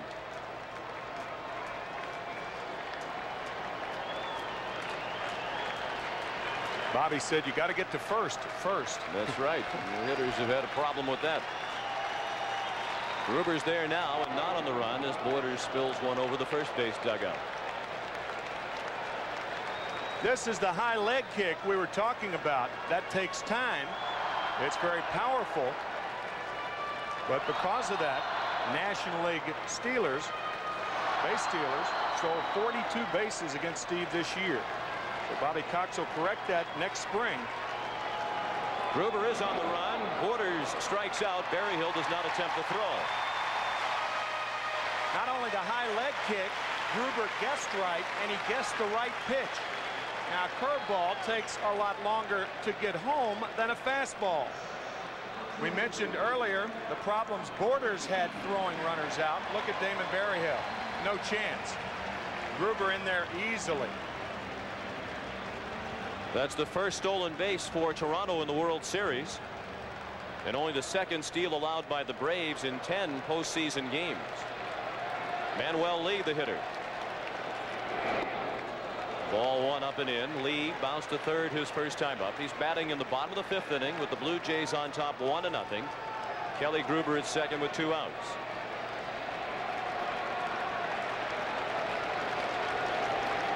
Avery watches Lee bounce it down to third. Pendleton throws him out. So the Blue Jays threaten but do not score, and will return to Sky Dome after this word from your local station. 2 games of the World Series will be played here at the Sky Dome in Toronto. Game 4 comes your way here on CBS tomorrow night, airtime 8 o'clock. Thursday's game also an 8 o'clock airtime. If games 6 and 7 are necessary, they'll be back in Atlanta Saturday and Sunday. 8:30 Saturday night, 8 o'clock Sunday night. The game 4 starting pitchers, it will be Tom Glavine officially for Atlanta and Jimmy Key for Toronto. Otis Nixon leads off against Juan Guzman. Braves batting in the 6th, trailing 1-0. They've managed 4 hits off Guzman. He has struck out 7 without issuing a walk. Nixon's 0 for 2 tonight. And in the hole. Actually, that pitch is called a ball. It appeared to be a fastball right down the middle. The crowd thought so as well. It's 1-1 on Otis.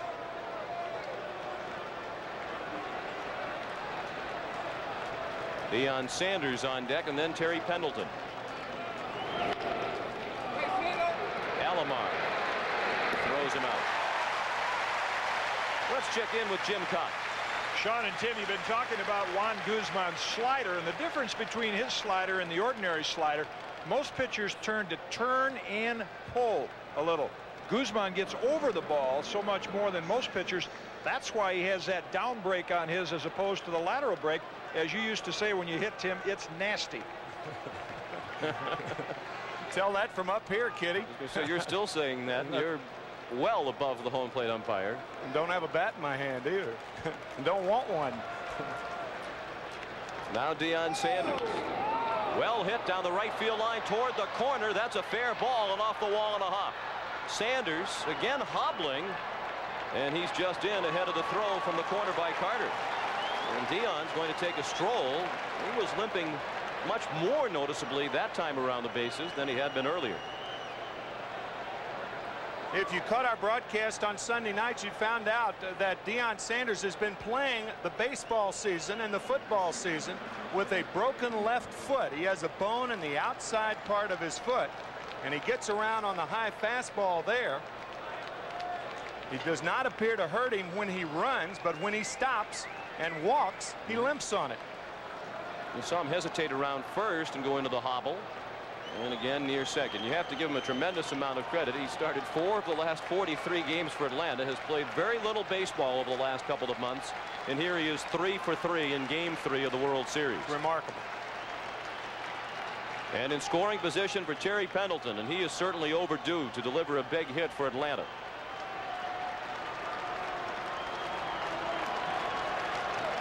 Tying run in scoring position. Pendleton sends one back to the screen. 0-1 on Terry, who's 1 for 2 tonight, a single in the 4th inning. And he was a part of that bizarre play when he passed Deion Sanders on the base paths near second base as Devon White made a great catch at the wall on a ball hit by David Justice. Pendleton out as part of the double play for passing Sanders, and Sanders barely made it back to second base to avoid the triple play. It appeared he was tagged out for the 3rd out, but Bob Davidson ruled him safe.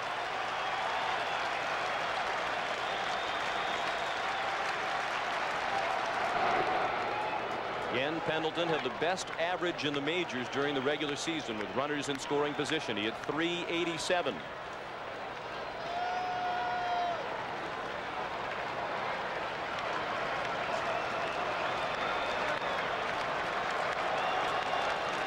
Guzman has given up 5 hits.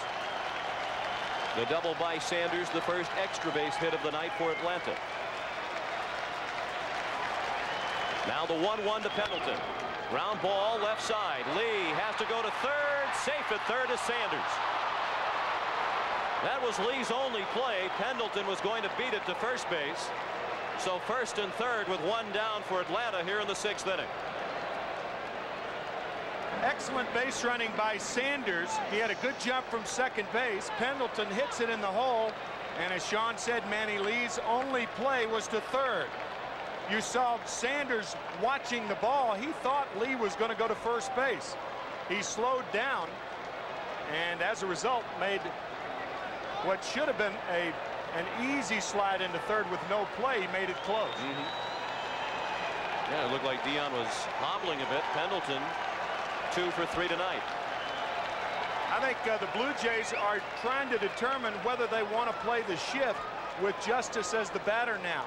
The infield was a little confused. They'll be in double play depth. And you may remember with runners at first and second in his last at bat, they were shifting on the right side of the infield. And that's what Cito Gaston wants to talk to Manuel Lee about. And Robbie Alomar. See, this is not a visit to the pitcher. It's a visit to the infielders, even though it does count as a trip to the mound. He's talked to everybody but Guzman. They're also talking about what to do with the ball for Pat Borders, whether to throw through, whether to hold the ball. I think they'll throw through if Pendleton tries to steal second base. You can't allow the potential go-ahead run to be on second base without trying to nail it. The numbers don't favor Cito Gaston if he's hoping for a double play. Guzman induced only 7 ground ball double plays this year, and Justice only hit into 1. They do not have the shift on. Lee is shading up the middle, but not on the right field side of the second base bag. First and third with 1 out. Justice a swing and a miss. Justice struck out swinging in the first inning, and he hit into the bizarre double play on the great catch by Devon White at the wall in the 4th. The Braves trailing 1-0. They have the tying run at third and the go-ahead run at first.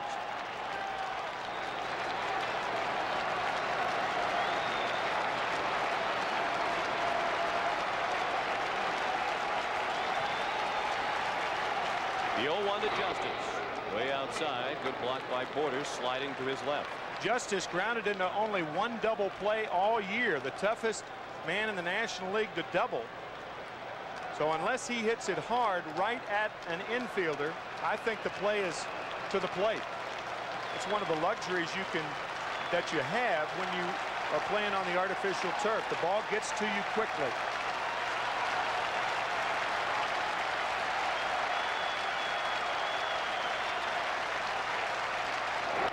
Well hit. It nearly hit Pendleton. It goes through into right field to tie the ball game.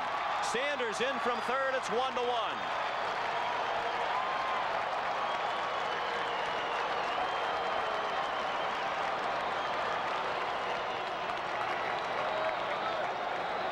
Not only was Deion Sanders limping home, but Terry Pendleton was limping to second base.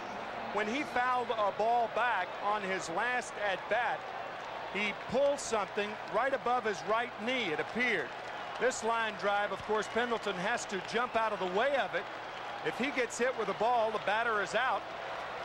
Or I beg your pardon, the runner is out, and the batter is credited with a single. Ball in the dirt, blocked by Borders. That keeps the runners at first and second. So the hit by Justice, the third consecutive hit for Atlanta. They're up to 7 hits now off Guzman, and they have the go-ahead run in scoring position. The RBI for Justice, his second of the World Series. Lonnie Smith at the plate. He has fanned twice. 1-1 the score in the top of the 6th. Smith has had a tough time catching up to that high fastball from Guzman all night long.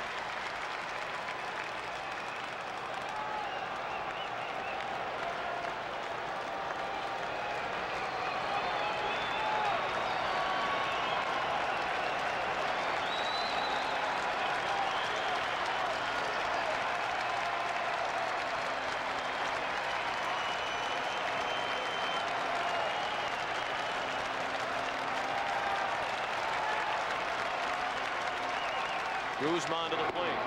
Another late swing by Smith. 1-2.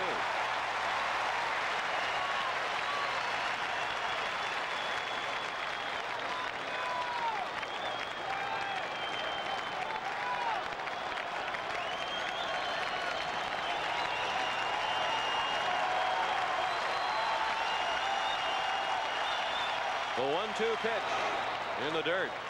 Again, Borders tested, and again he makes the play, this time shifting to his right. That is the third block by Pat Borders tonight, and another tough slider executed perfectly. So he keeps the ball out in front of him. That chest protector is soft, and that in itself will deaden the ball.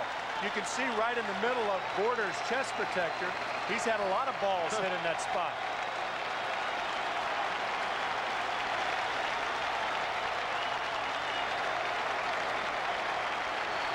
Now the 2-2 pitch.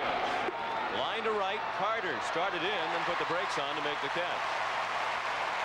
2 away. The runners return to their bases. Pendleton to second. Justice to first. Smith now 0 for 3.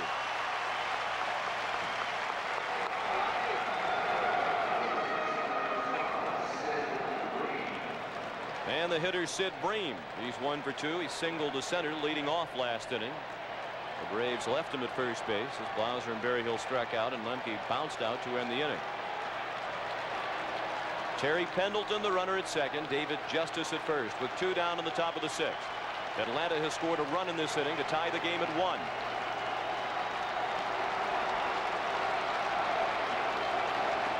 First pitch to Bream. A ball low.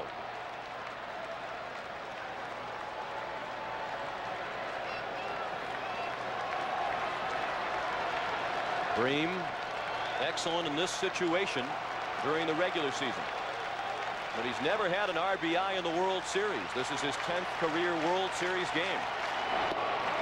And he took a fastball for a strike. 1-1.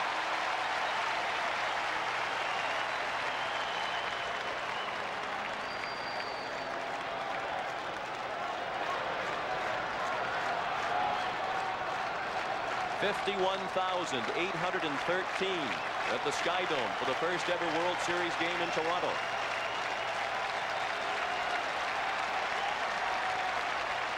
And the 1-1 pitch is low. 2 balls and a strike.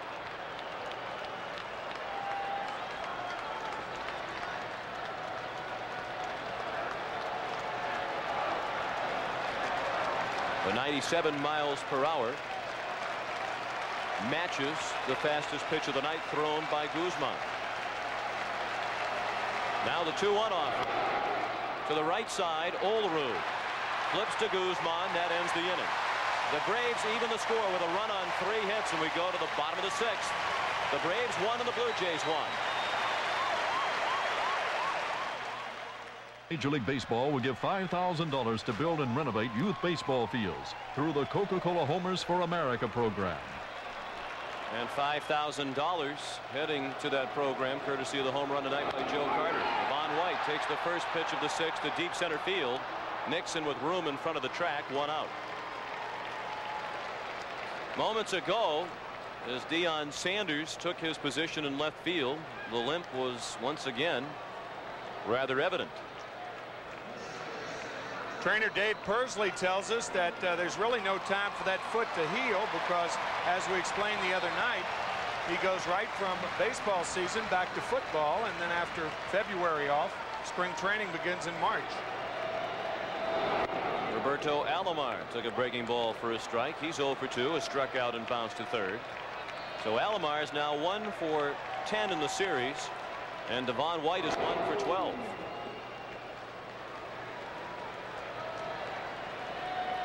Talked about the 1 and 2 hitters on our pregame comments, and the 2-hitter tonight for the Braves has scored the only run, Deion Sanders. Alomar's woes continue. He looked bad in striking out at that pitch that appeared to be outside. It's the 6th strikeout of the night for Avery. Joe Carter strides to the plate in the 4th inning.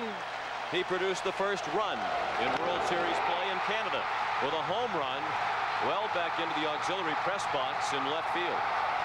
And when you hit one that hard and that far in your next at bat, look for something else on the first pitch. This will not be a fastball away for a strike. See how I protect myself?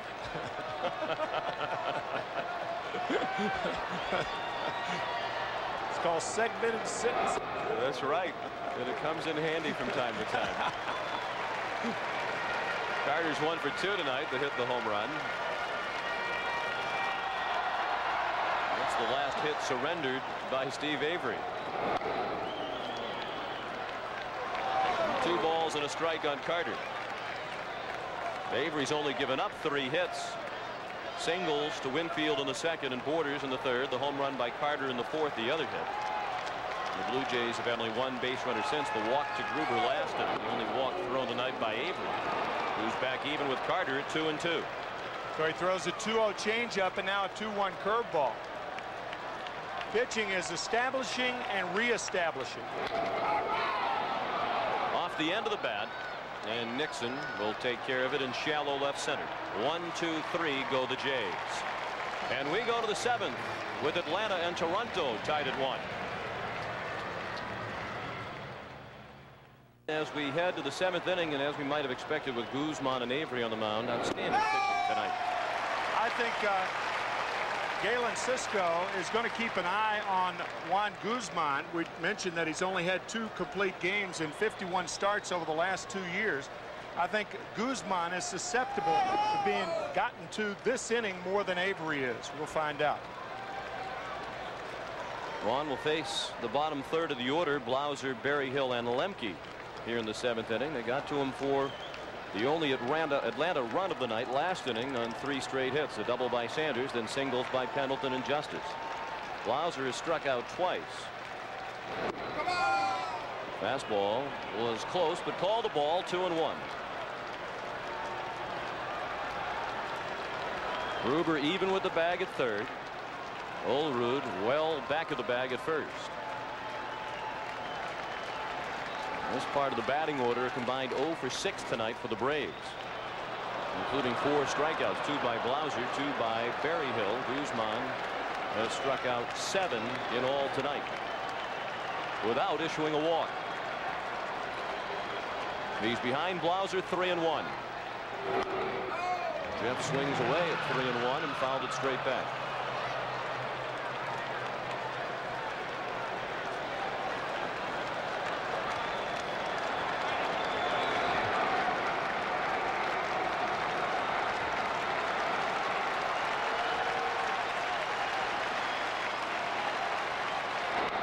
In on the hands. We've talked a lot about the Atlanta young pitchers and their reputations established early for performing in big games. Well, Juan Guzman is starting to earn that reputation. Came in 3-0 lifetime in 3 postseason starts. He defeated Minnesota in Game 2 of the 1991 championship series and Oakland twice in the playoffs this year. Olerud knocked down the check swing one hopper. Guzman won the race to the base. It was a close play, but the play is 3-1 for the first out of the 7th. Check swing and a short hop for John Olerud off the heel, and watch how quickly Guzman gets to first base. Nice play, first base. Nice play by Juan Guzman.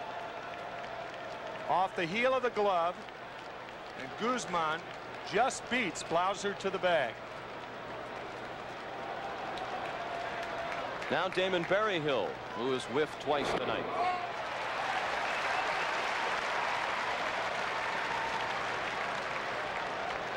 He isn't losing anything in the way of velocity inning to inning. He's thrown at least one 97-mile-per-hour pitch in every inning except the third, when he dropped all the way down to 96. That line looked like Olympic scoring, didn't it? And no judges' mistakes to cause controversy that time.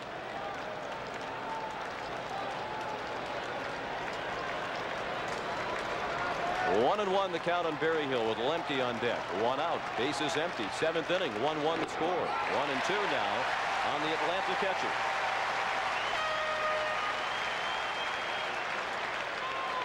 Berryhill just shaking his head. He cannot catch up to that high fastball, and he has company.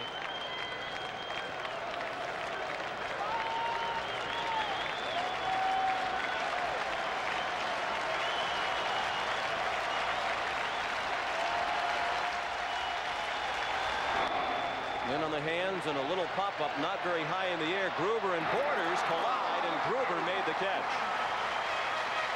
They both had to come sprinting after it because it didn't get very high in the air. Two down, literally, in terms of outs and players here in the seventh. You could see Pat Borders is vulnerable right there. He is grimacing. It was not a hard collision, but Gruber hitting Borders up around the left side of the face. Looked like he hit him in the left side of the chin. But Pat appears to be all right. The number 9 hitter, Mark Lemke, at the plate. And there's the little pop-up. Manuel Lee says, I'll take it. And he does. Seventh inning stretch in Toronto. 1-1 the score. From the 1969 series. Here's a fly ball to right center field. Deep in right center. Jamsky with A.G. A.G. dives. And he makes the catch. That was game 3 in 1969. Tommy Agee with the catch against the Baltimore Orioles. A young right-hander had come in to pitch to Paul Blair. His name, Nolan Ryan. Heard that name, haven't you? I have indeed. We continue to hear it, and will again next year. And again, and again, and again. And the same can be said for the man at the plate, Dave Winfield. A chopping infield hit in the second. He flied to right in the fourth. He's batting in a 1-1 game in the bottom of the seventh. Steve Avery has retired 5 in a row. The Blue Jays haven't had a hit since the home run by Carter with 1 out in the fourth. Winfield, Olerud, and Maldonado coming up.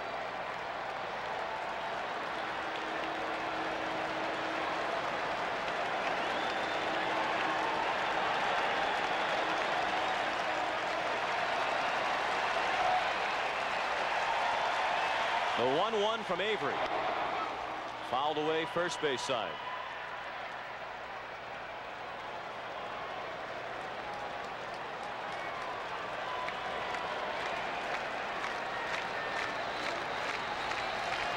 We talk about Deion Sanders as a 2-sport athlete. Dave Winfield had a chance to be a 3-sport athlete. He was drafted in baseball, football, and basketball.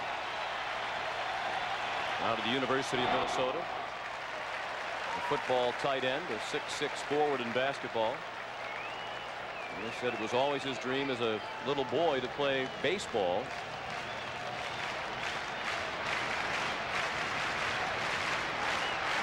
And he has played himself toward the Hall of Fame. It seems a foregone conclusion now as he continues to pile up milestone after milestone. Leading all active players in home runs, and you noticed how well he does here at the Sky Dome. Not only Winfield, but the Blue Jays. This year, Toronto with a 55-29 record here at Sky Dome. That includes their 3 League Championship Series victories.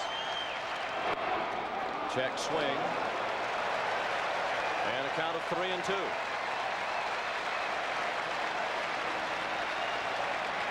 I guess they won 2 here in the league championship series.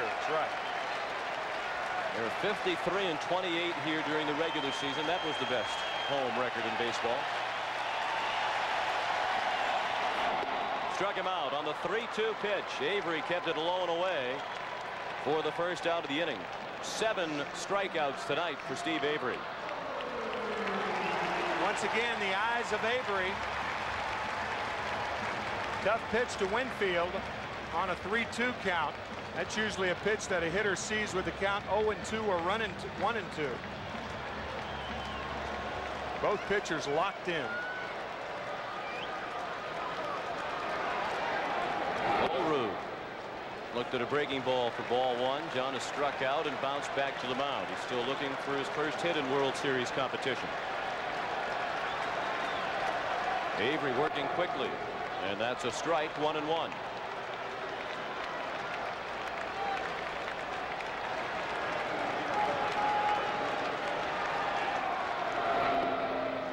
2-1. That's the most dangerous pitch to a left-handed batter.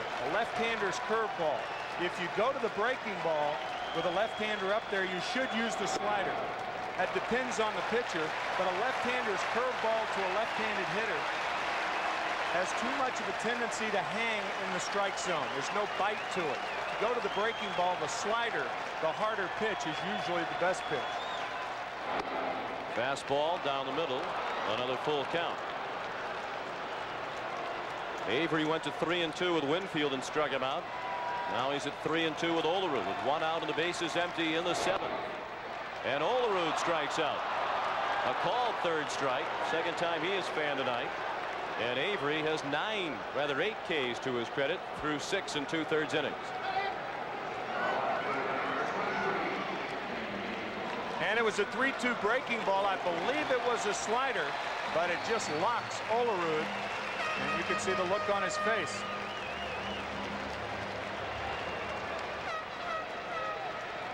Candy Maldonado.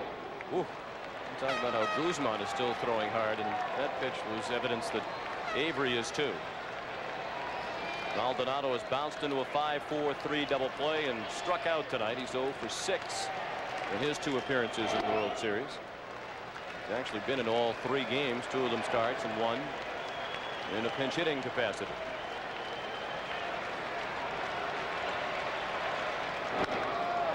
In the air to center field. Nixon drifts toward right, and the Blue Jays go in order. On to the 8th. 1-1 the score.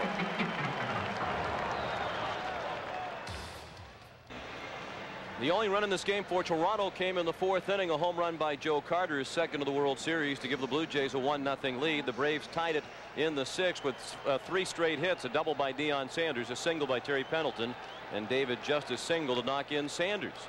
Deion is 3 for 3 tonight. With 2 singles and a double, he has stolen a base and scored the only Atlanta run. He'll bat 2nd here in the 8th inning against Juan Guzman. 1-1 the score. Top of the order for the Braves. Otis Nixon leads off. And he looked at a fastball high for ball 1. Otis 0 for 3 tonight. So both leadoff men, White and Nixon, continuing to have their difficulties here in the World Series. Otis now 1 for 11. That was the 100th pitch of the night thrown by Juan Guzman.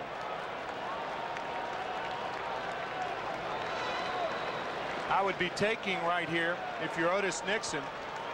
Give Guzman a chance to get wild. Trying to fight your way to first base any way you can. He is taking all the way, and it's a strike.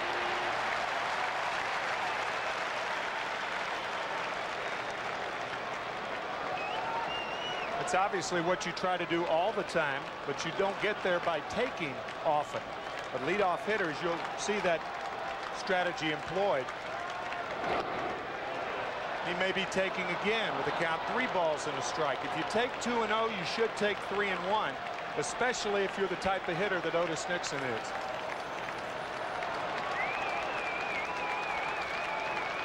Here is the 3-1 pitch. He takes all the way. It's a strike. The count is full. The right-hander is Dwayne Ward. The lefty David Wells in the Toronto bullpen. John Sullivan, the bullpen coach, in the middle. Full count on the leadoff hitter in the 8th inning, Otis Nixon. Batting in a 1-1 game in Game 3 of the World Series. The payoff pitch. Slapped to third through the glove of Gruber, and Nixon is aboard. Nixon hit it hard, but it hit Gruber in the glove. He couldn't squeeze it.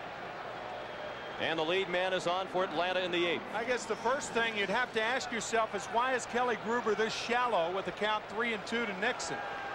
You could afford to play back a step or two. He's even with the bag. And I think Kelly could afford to play back a step or two because it was 2 strikes. And you don't know whether he makes the catch anyway. But that ball, when he was right on top of Nixon, got to him in a hurry and threw him in a hurry. Blue Jays looking for a bunt from Sanders. Nixon draws the throw. Now it'd be interesting. I mean, here's a guy who's 3 for 3 tonight. Do you bunt with Sanders, or do you allow him to swing away? You got Nixon, who could steal a base at first base. I don't think I'd waste Sanders in this situation. He's too hot a hitter. And the Blue Jays haven't been able to throw anybody out in the postseason. And you've got a left-handed batter up there. It's tougher for a catcher to see the runner at first. It's a lot tougher to throw with a left-handed hitter up there because you are blocked out. You need help from the bench. Don't know what Bobby Cox is going to do, but this calls for a swinging situation, or let Nixon steal second and then bunt him to third. Nixon aboard. They've scored an error on Gruber. The first error for the team. Sanders swings away and fouls it past Pat Corrales in the first base coach's box. That's what primetime has done in the World Series. He has been a primetime performer indeed, with 4 for 6 at the plate, 3 stolen bases, 2 runs scored for Bobby Cox, who took a chance in playing a guy who hasn't played much baseball over the last month and a half, particularly when Bobby Cox has a player of Ron Gant's ability who is sitting out while Dion plays. Interesting conversation there between Terry Pendleton and Deion Sanders. Maybe Bobby Cox has put the bunt on. He gave him 1 shot to swing away, and we'll see if he sacrifices here. Gruber in at third.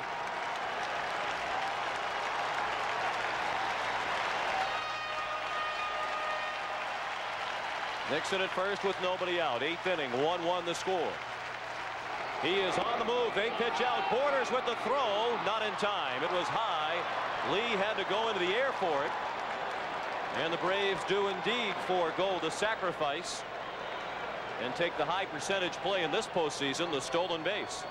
You saw the look by Nixon in the head first slide, and Nixon in there easily, and the Braves in a terrific scoring opportunity with nobody out, and the count in Sanders' favor.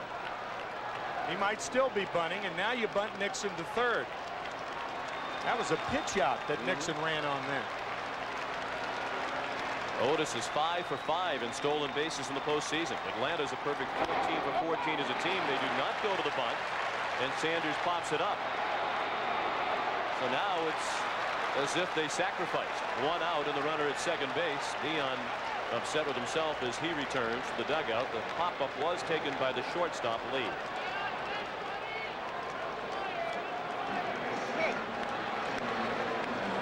Well, you can't quibble with that strategy. If he was swinging with a runner at first base, a runner at second, and nobody out, he still has a chance for the ground ball to the right side to move him over. And he is the only player in this game with 3 hits. 3 for 4 now. Borders to the mound. He'll be joined there by pitching coach Galen Cisco.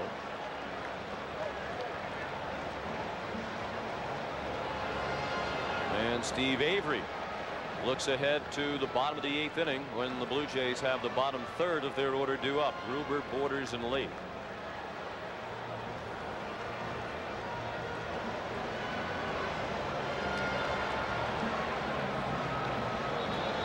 Two more stolen bases tonight for Atlanta, meaning that the Toronto Blue Jays have allowed 25 stolen bases in this postseason in just 8+ games. 6 games against Oakland, 2 games plus 8 innings tonight, and there could be 4 more games in this series after tonight. They're going to shatter the record by a long shot. Pat Borders has only caught 2, but you can't put all the blame on Borders. The pitching staff has to help him, and we've talked a lot about David Cohn, Jack Morris, and Juan Guzman, all power pitchers, all right-handers, very difficult to catch. So I think the pitching staff and Borders shares the load, or share the load, in not throwing out the runners. Terry Pendleton 2 for 3 tonight. The go-ahead run at second with 1 out. And the fastball up and in on Pendleton. He has 2 singles. A single in each of his last 2 at-bats.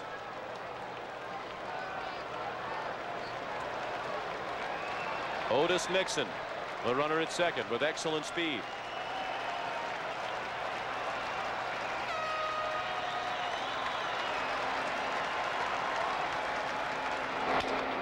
Broken bat, chopper to second. Again, Pendleton, the leading hitter in the majors this year with men in scoring position, fails to come up with a hit with a runner in scoring position.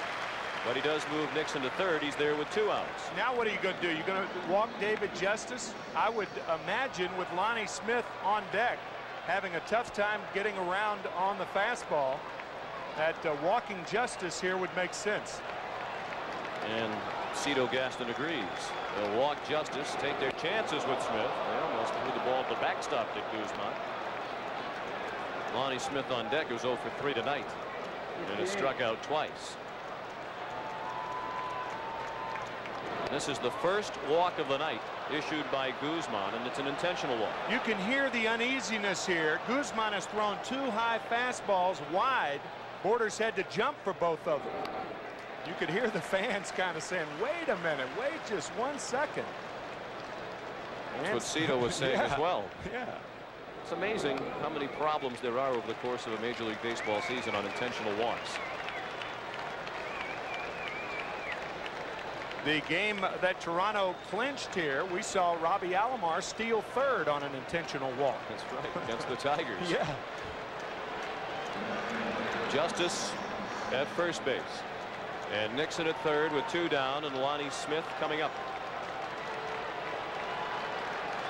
And the mind games continue. What does Pat Borders do if Justice tries to steal? I don't think he'll throw through this time, not with Nixon on third. Smith right on top of the plate, waits as Justice draws a throw. 1-1 the score. We're in the top of the 8th inning of Game 3 of the World Series.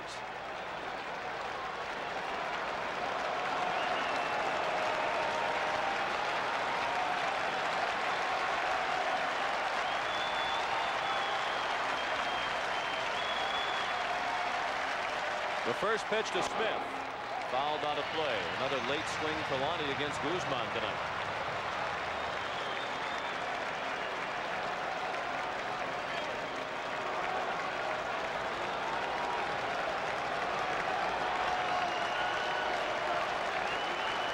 Guzman looking in at Smith, who has had his problems tonight, but Bobby Cox calls him stretch drive because he usually delivers in the clutch. And he does again with a base hit into left field. Otis Nixon scores, and the Braves lead. Now the throw to third, and Justice is a dead duck.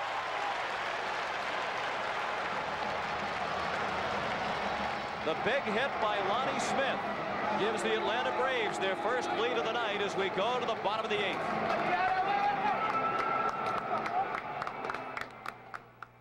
Tonight, 2-1 as we go to the bottom of the 8th, and Kelly Gruber fouls the first pitch of the inning from Steve Avery for strike 1. Gruber's 0 for 1 tonight.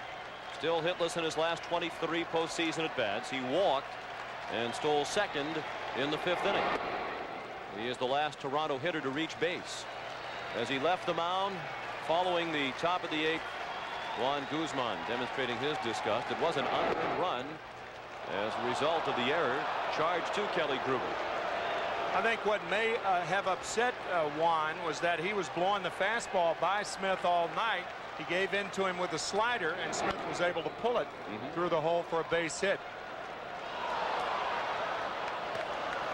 action for the first time tonight in the Atlanta bullpen. Mike Stanton is the lefty. Mark Wohler's the right-hander.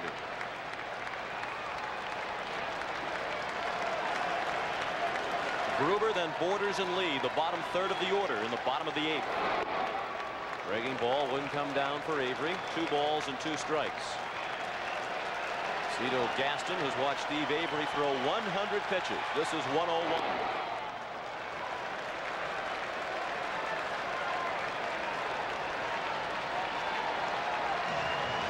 The Jays have not had a hit since the home run by Carter with 1 out in the 4th. Gruber, the only base runner since then, with his walk in the 5th.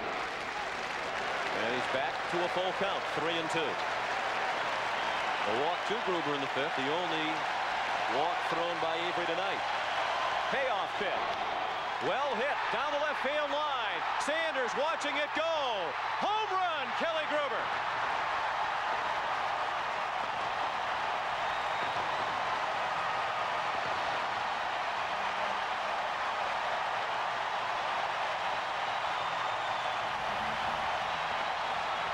What a way to end the longest drought within a single postseason in history. A game-time home run. This one is knotted at 2.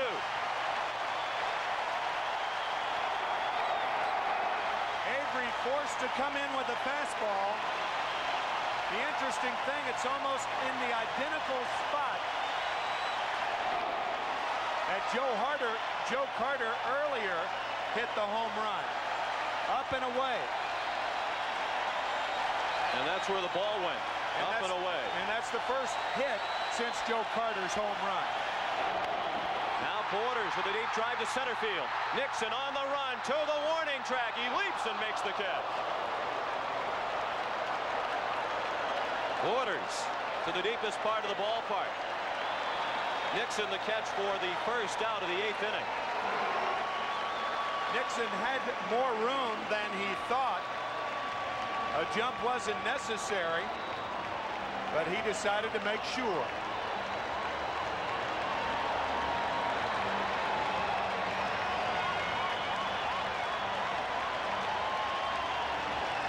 Borders now 1 for 3. Kelly Gruber atoning for the error that led to the unearned run in the top of the unit with his 2nd home run of this postseason, ending an 0 for 23 drought. 2-2 the score. Manuel Lee the batter. And ball 1 in the dirt. Cito Gaston said, I don't care if Kelly Gruber gets a hit as long as he continues to play great defense. He didn't in the top of the inning. So then he came through with the bat. 1-1 on Lee. He's 0 for 2 tonight against Steve Avery, who has only allowed 4 hits. Lee has twice bounced to third. Devon White is on deck. Pendleton couldn't get it. Blauser did and throws him out. Nice play by the shortstop for the 2nd out of the 8th inning.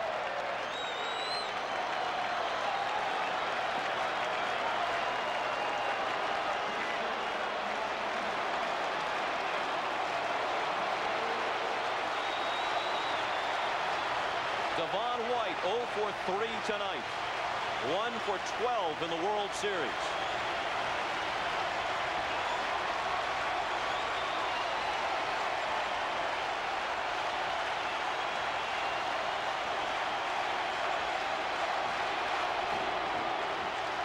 Taking the first pitch all the way, and it's a strike.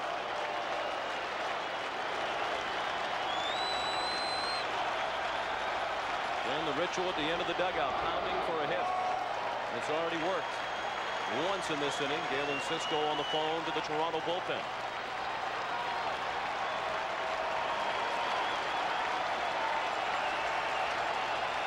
Bottom part of the order coming up in the 9th inning for Atlanta. Breen, Blauser, and Berryhill. Hitters 6, 7, and 8.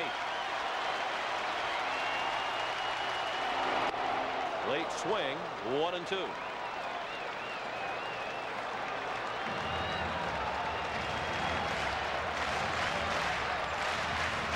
Avery had retired 8 in a row before the Gruber homer. He's retired 2 in a row since, and he's ahead of White 1 ball and 2 strikes.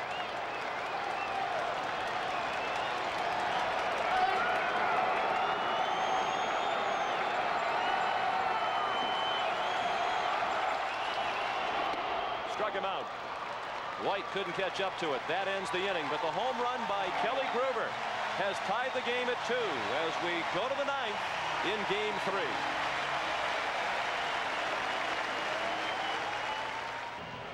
You may remember in the top of the 8th inning when Otis Nixon scored the go-ahead run, David Justice is thrown out at third base easily by Candy Maldonado.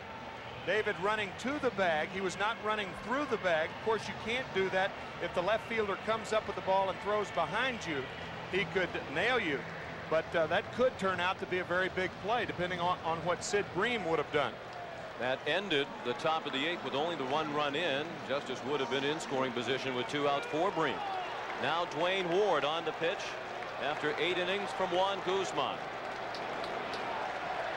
Ward making his 2nd appearance. He was the winning pitcher in Game 2 thanks to the heroics of Ed Sprague. Sid Bream greets him and takes a strike. Bream 1 for 3 tonight. And the Toronto relievers have been outstanding in this World Series. They have held the Braves hitless in a combined 6 2/3 innings. That's bidding to be the first hit off a reliever, and it is. Nice play by White to get it on a hop. But Sid Bream is aboard, representing the go-ahead run with nobody out in the 9th inning. Bream is 2 for 4. And there will be a runner for Sid Bream. It's going to be Brian Hunter. This copyrighted telecast is presented by authority of Major League Baseball and may not be reproduced or retransmitted in any form without the express written consent of Major League Baseball. Brian Hunter, the runner for Bream. Well, Jeff Blauser, the best bunter on the Atlanta team, says Bobby Cox. We'll see if he's bunting here, but you do have the bottom of the order following Blauser. Almost a guaranteed bunt situation. Hunter not a speed burner there at first. He runs a bit better than Bream.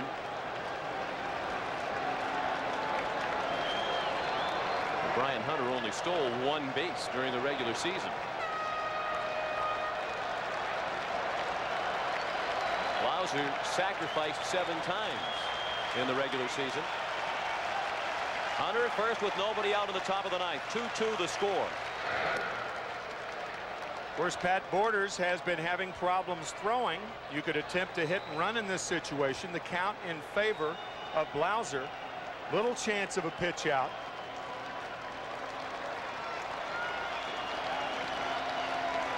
Blauser is 0 for 3 tonight. He has struck out twice.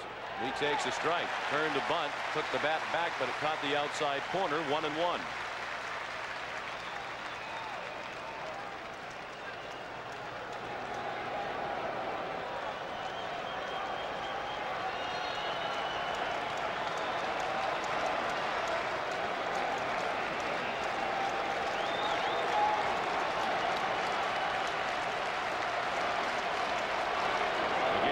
The bunt. This time it's a ball. No, a strike.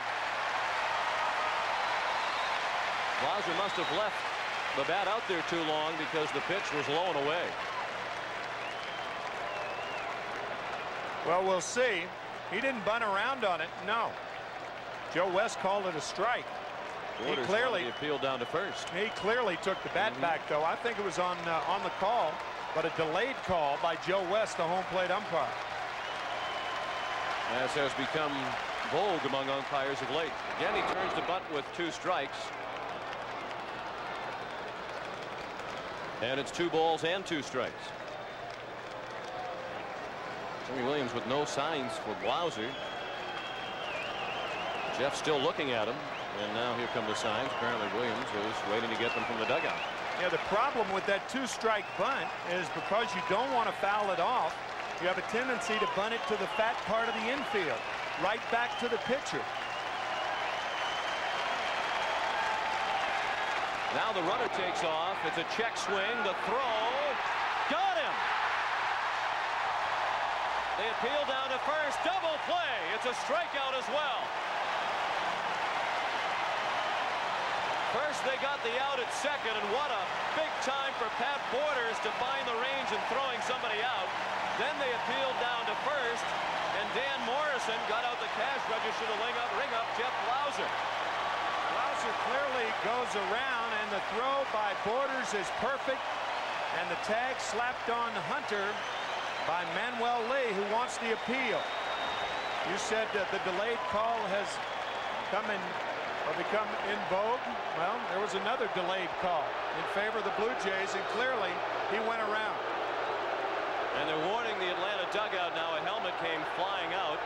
Bobby Cox, I don't think threw the helmet. One of his players did, but Bobby's jawing back at Joe West.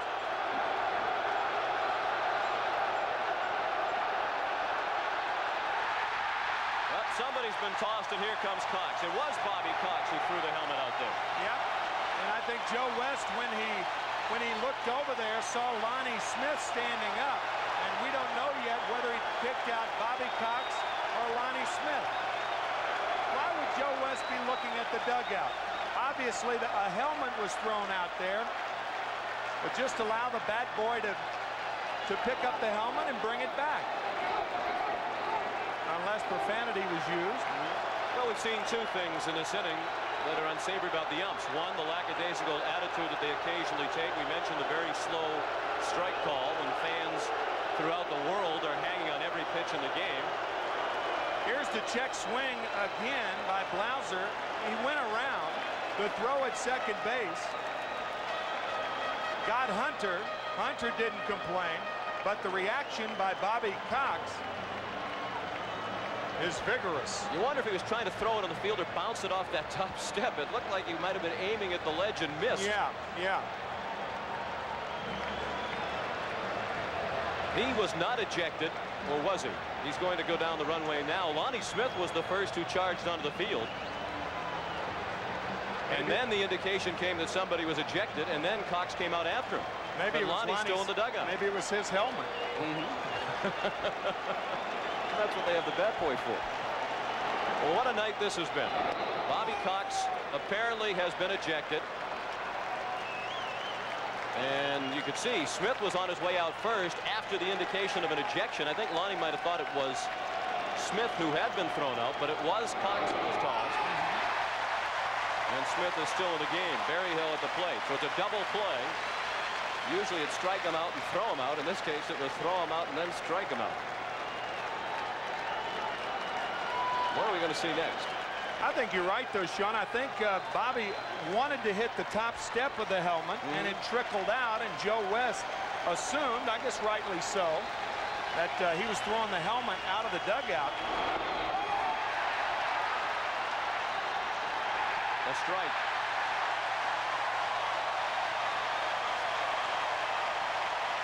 Well, let's see if Berryhill goes around. Yeah, that was even farther than Jeff Blauser. Most of the fans on their feet as Ward delivers the 1-2 pitch in the dirt. You know, Bobby Cox may have been upset because the play didn't work.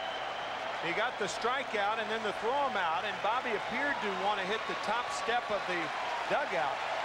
And he might have been upset about the late call on the pitch on the second strike to Blauser, the bunt try that looked to be low and away. West pondered it a while and then came up with the arm. Berryhill blown away. That ends the inning.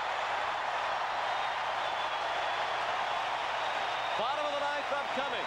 Alomar, Carter, and Winfield do. 2-2 the score.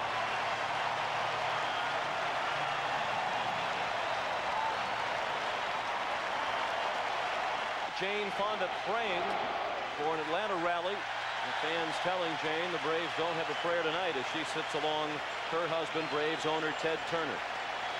Bottom of the ninth inning, 2-2 the score. Roberto Alomar with a slicing fly ball that drifts toward the stands and into the front row. Good effort by Justice, and he was late in arriving. Brian Hunter remains in the game at first base. Alomar 0 for 3 tonight.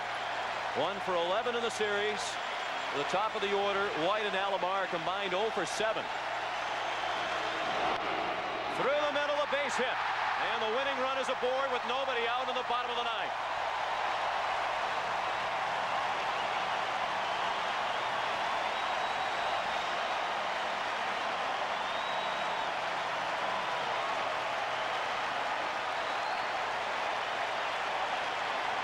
action in the Atlanta bullpen. They were throwing before the inning started. Mike Stanton, the lefty. Mark Wohlers, the right-hander.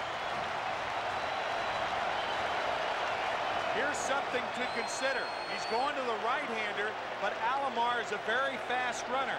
So you're taking out the left-hander with a better chance to pick the runner off and bringing in the hard-throwing Wohlers. This is a very interesting situation, and you're liable to see Alomar take advantage of it. Well, they are taking out Avery, who had the biggest problem in the National League this year with stolen bases against him.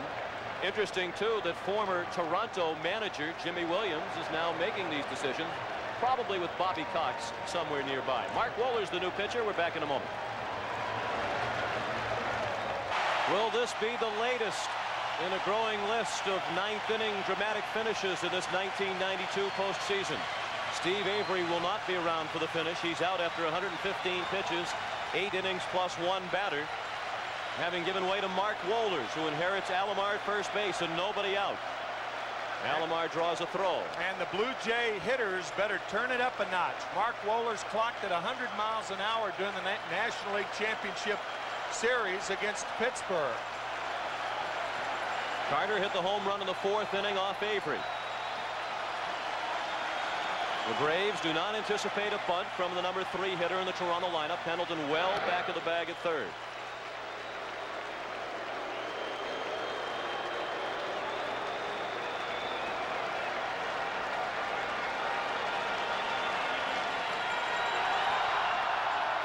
Alomar, a great stolen base threat. He had 49 during the regular season.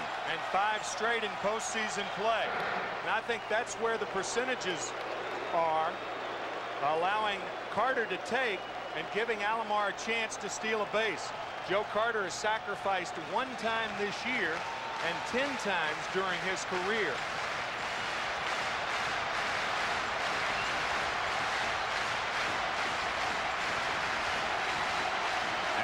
Bluffs, they pitch out. Berryhill down to first, and back head first is Alomar.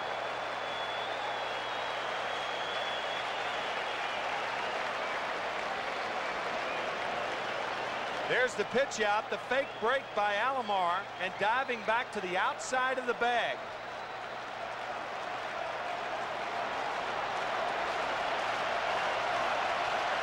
One and 0 on Carter. We're in the bottom of the 9th. 2-2 the score. Alomar at first with nobody out. He is not running. Wohlers outside with ball 2. Dave Winfield will follow Joe Carter.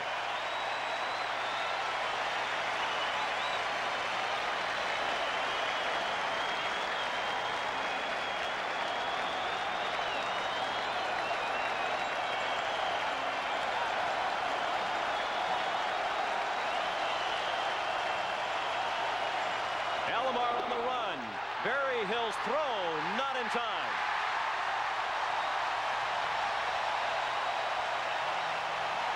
The winning run is in scoring position with nobody out. A tremendous jump by Alomar. The look, and he slides into second easily. And I would imagine with the count 3 balls and no strikes that they will walk Joe Carter. Berryhill had no chance. That fastball taking his glove back, trying to recover. Alomar with the jump, no chance. 8 for 8 in postseason in his career, 6 for 6 this year. He was 5 for 5 against Oakland in the playoffs, and that's his first in the World Series in his first attempt. They are going to issue the 4th ball to Joe Carter to walk him. Set up first and second with nobody out, and set up the double play possibility with Winfield coming up.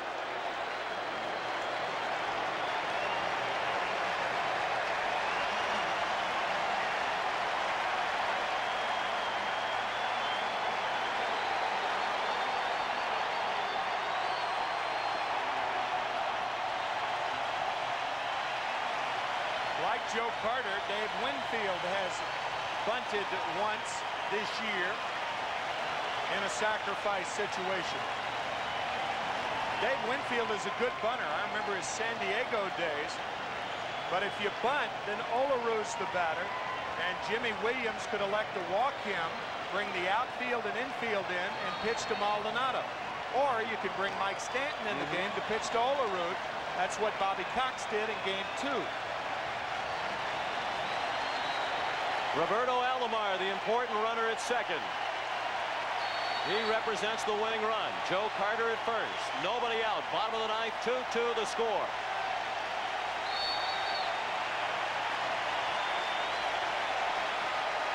Winfield is 1 for 3 tonight. He had a chopping infield hit his first time up.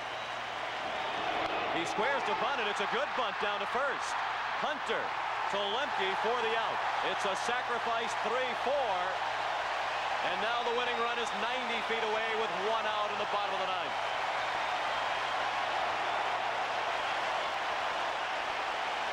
Look at Brian Hunter playing behind Carter at first base. The Braves were not expecting this. Hunter was behind the runner. You can see Hunter behind Carter at first base. This is not what is considered normally a good bunt. It was too hard, but because Hunter was behind the runner, it was effective. A good bunt given the situation. Jimmy Williams on his way to the mound. Tim laid out the scenarios for you. They could decide to walk Olerud and load the bases or pitch to him, and it appears that they will pitch to him since he has summoned the left-hander, Mike Stanton.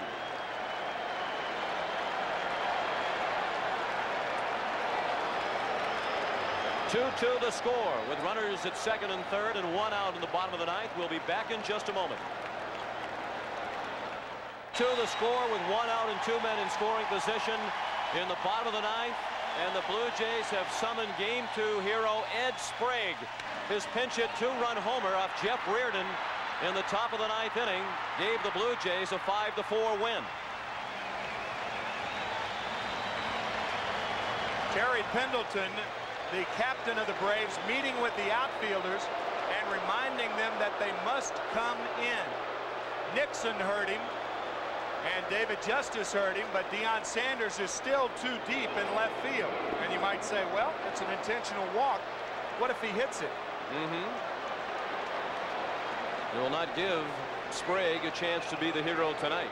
Yes, they will intentionally walk him and take their chances with Candy Maldonado.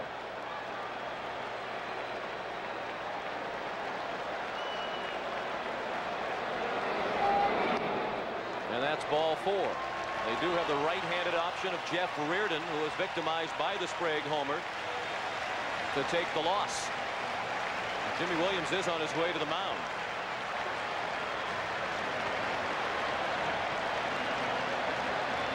No indication yet of a pitching change by Williams. But here comes Reardon through the bullpen door. A chance for redemption for Jeff Reardon or another disappointing night. We'll be back in just a moment. Managers were thinking through all the likely scenarios, and the Braves understood with their maneuvering that this was what they would wind up with. Jeff Reardon against Candy Maldonado. Undoubtedly, the Braves aware that Maldonado was only 2 for 13 lifetime against Reardon with 7 strikeouts. But Reardon is not the same pitcher that he was for much of his career. That's right, and Mark Wohlers is. So if you leave Wohlers in the game instead of bringing in Stanton, you walk. That was one of the scenarios we talked about earlier. Then you end up walking Olerud, and you have Wohlers pitching to Maldonado. And Wohlers is a strikeout pitcher if he can throw strikes.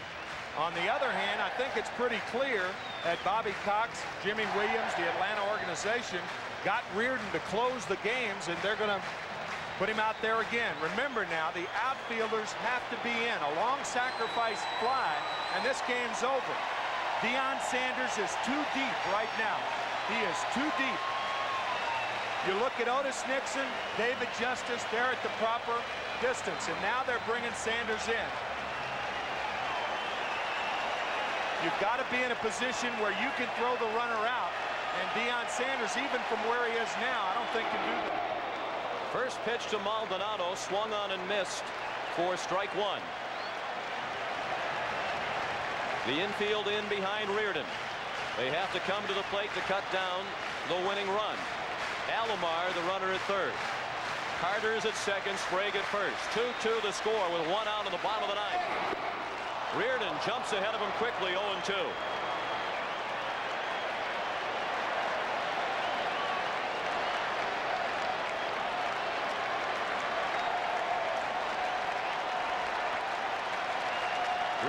the disappointment of Game 2, said, I just hope that I get another chance to get back out there soon and help my team win the game. He's come into a very difficult spot. And Maldonado takes an 0-2 pitch to deep center to win the ball game. On an 0-2 pitch, he gave him something that Maldonado could drive, and he drove it, driving in Alomar with the winning run. Toronto takes Game 3, 3-2.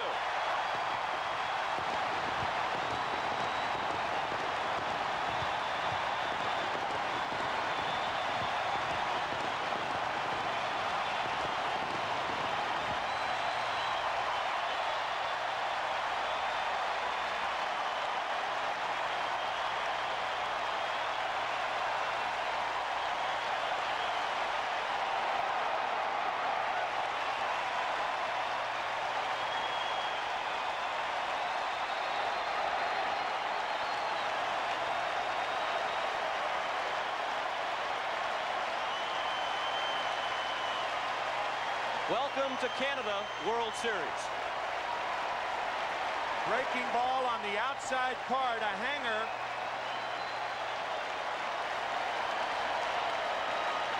Kelly Gruber ending Game 2 with the chop, and now Alomar chops across home plate.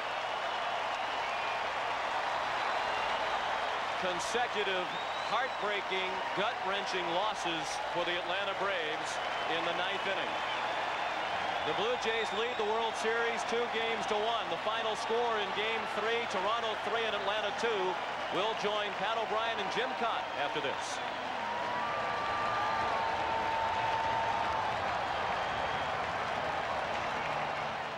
Welcome back to Skydome, where the celebration continues, and I gather throughout the streets of Toronto will continue throughout the evening as Canada wins its first World Series. Toronto beating Atlanta tonight 3-2, and the Chevrolet player of the game is Juan Guzman of Toronto. Chevrolet will donate $1,000 in his behalf to the Special Olympics, and so Atlanta's last 4 World Series losses have happened in the final inning, and I'm sure they'll be thinking about that.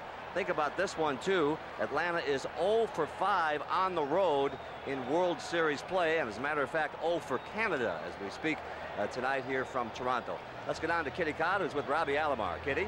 Thanks, Pat. You mentioned Juan Guzman, the player of the game. All kinds of heroes, really. Devon White's catch, Pat Borders blocking balls. This guy is always in the middle of things. Bobby Alomar, your thoughts count 2-0 and you decide to steal. Well, I just let him through a few pitches so I can see his move to first base. He was kind of slow for me, so I knew I can get a good jump and steal second base, and that's where I went for it. Now, Kelly Gruber started a little tradition the other night. You guys are kind of chopping your way back at these Atlanta Braves in front of the loudest crowd I've ever heard at Skydome. Well, when we go there, they do the same thing. So when they come here, we're going to try to do the same thing. You know, we're going to try to tomahawk them, and so far we've been okay.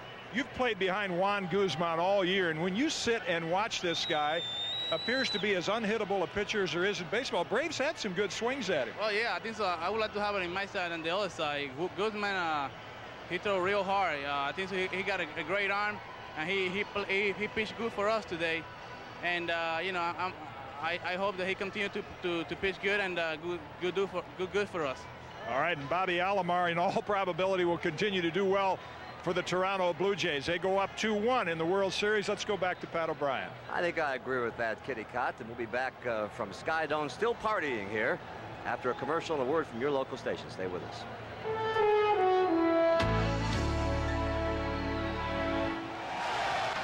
The World Series has all the makings of another fall classic with Game 4 tomorrow night. Once again, the final score of Game 3, Toronto 3, Atlanta 2 in a dramatic finish. And so the Blue Jays take a 2-1 lead in this series. We will have Game 4 tomorrow night beginning at 8 o'clock Eastern time in Baseball 92. Sports, and in celebration, maybe they're saying, "Oh, Canada," but I'll guarantee you somebody in there is saying, "Oh, Candy." The Blue Jays have won the first World Series game in Canada. We'll see you tomorrow night for Game 4 of the Fall Classic. Good night, everybody.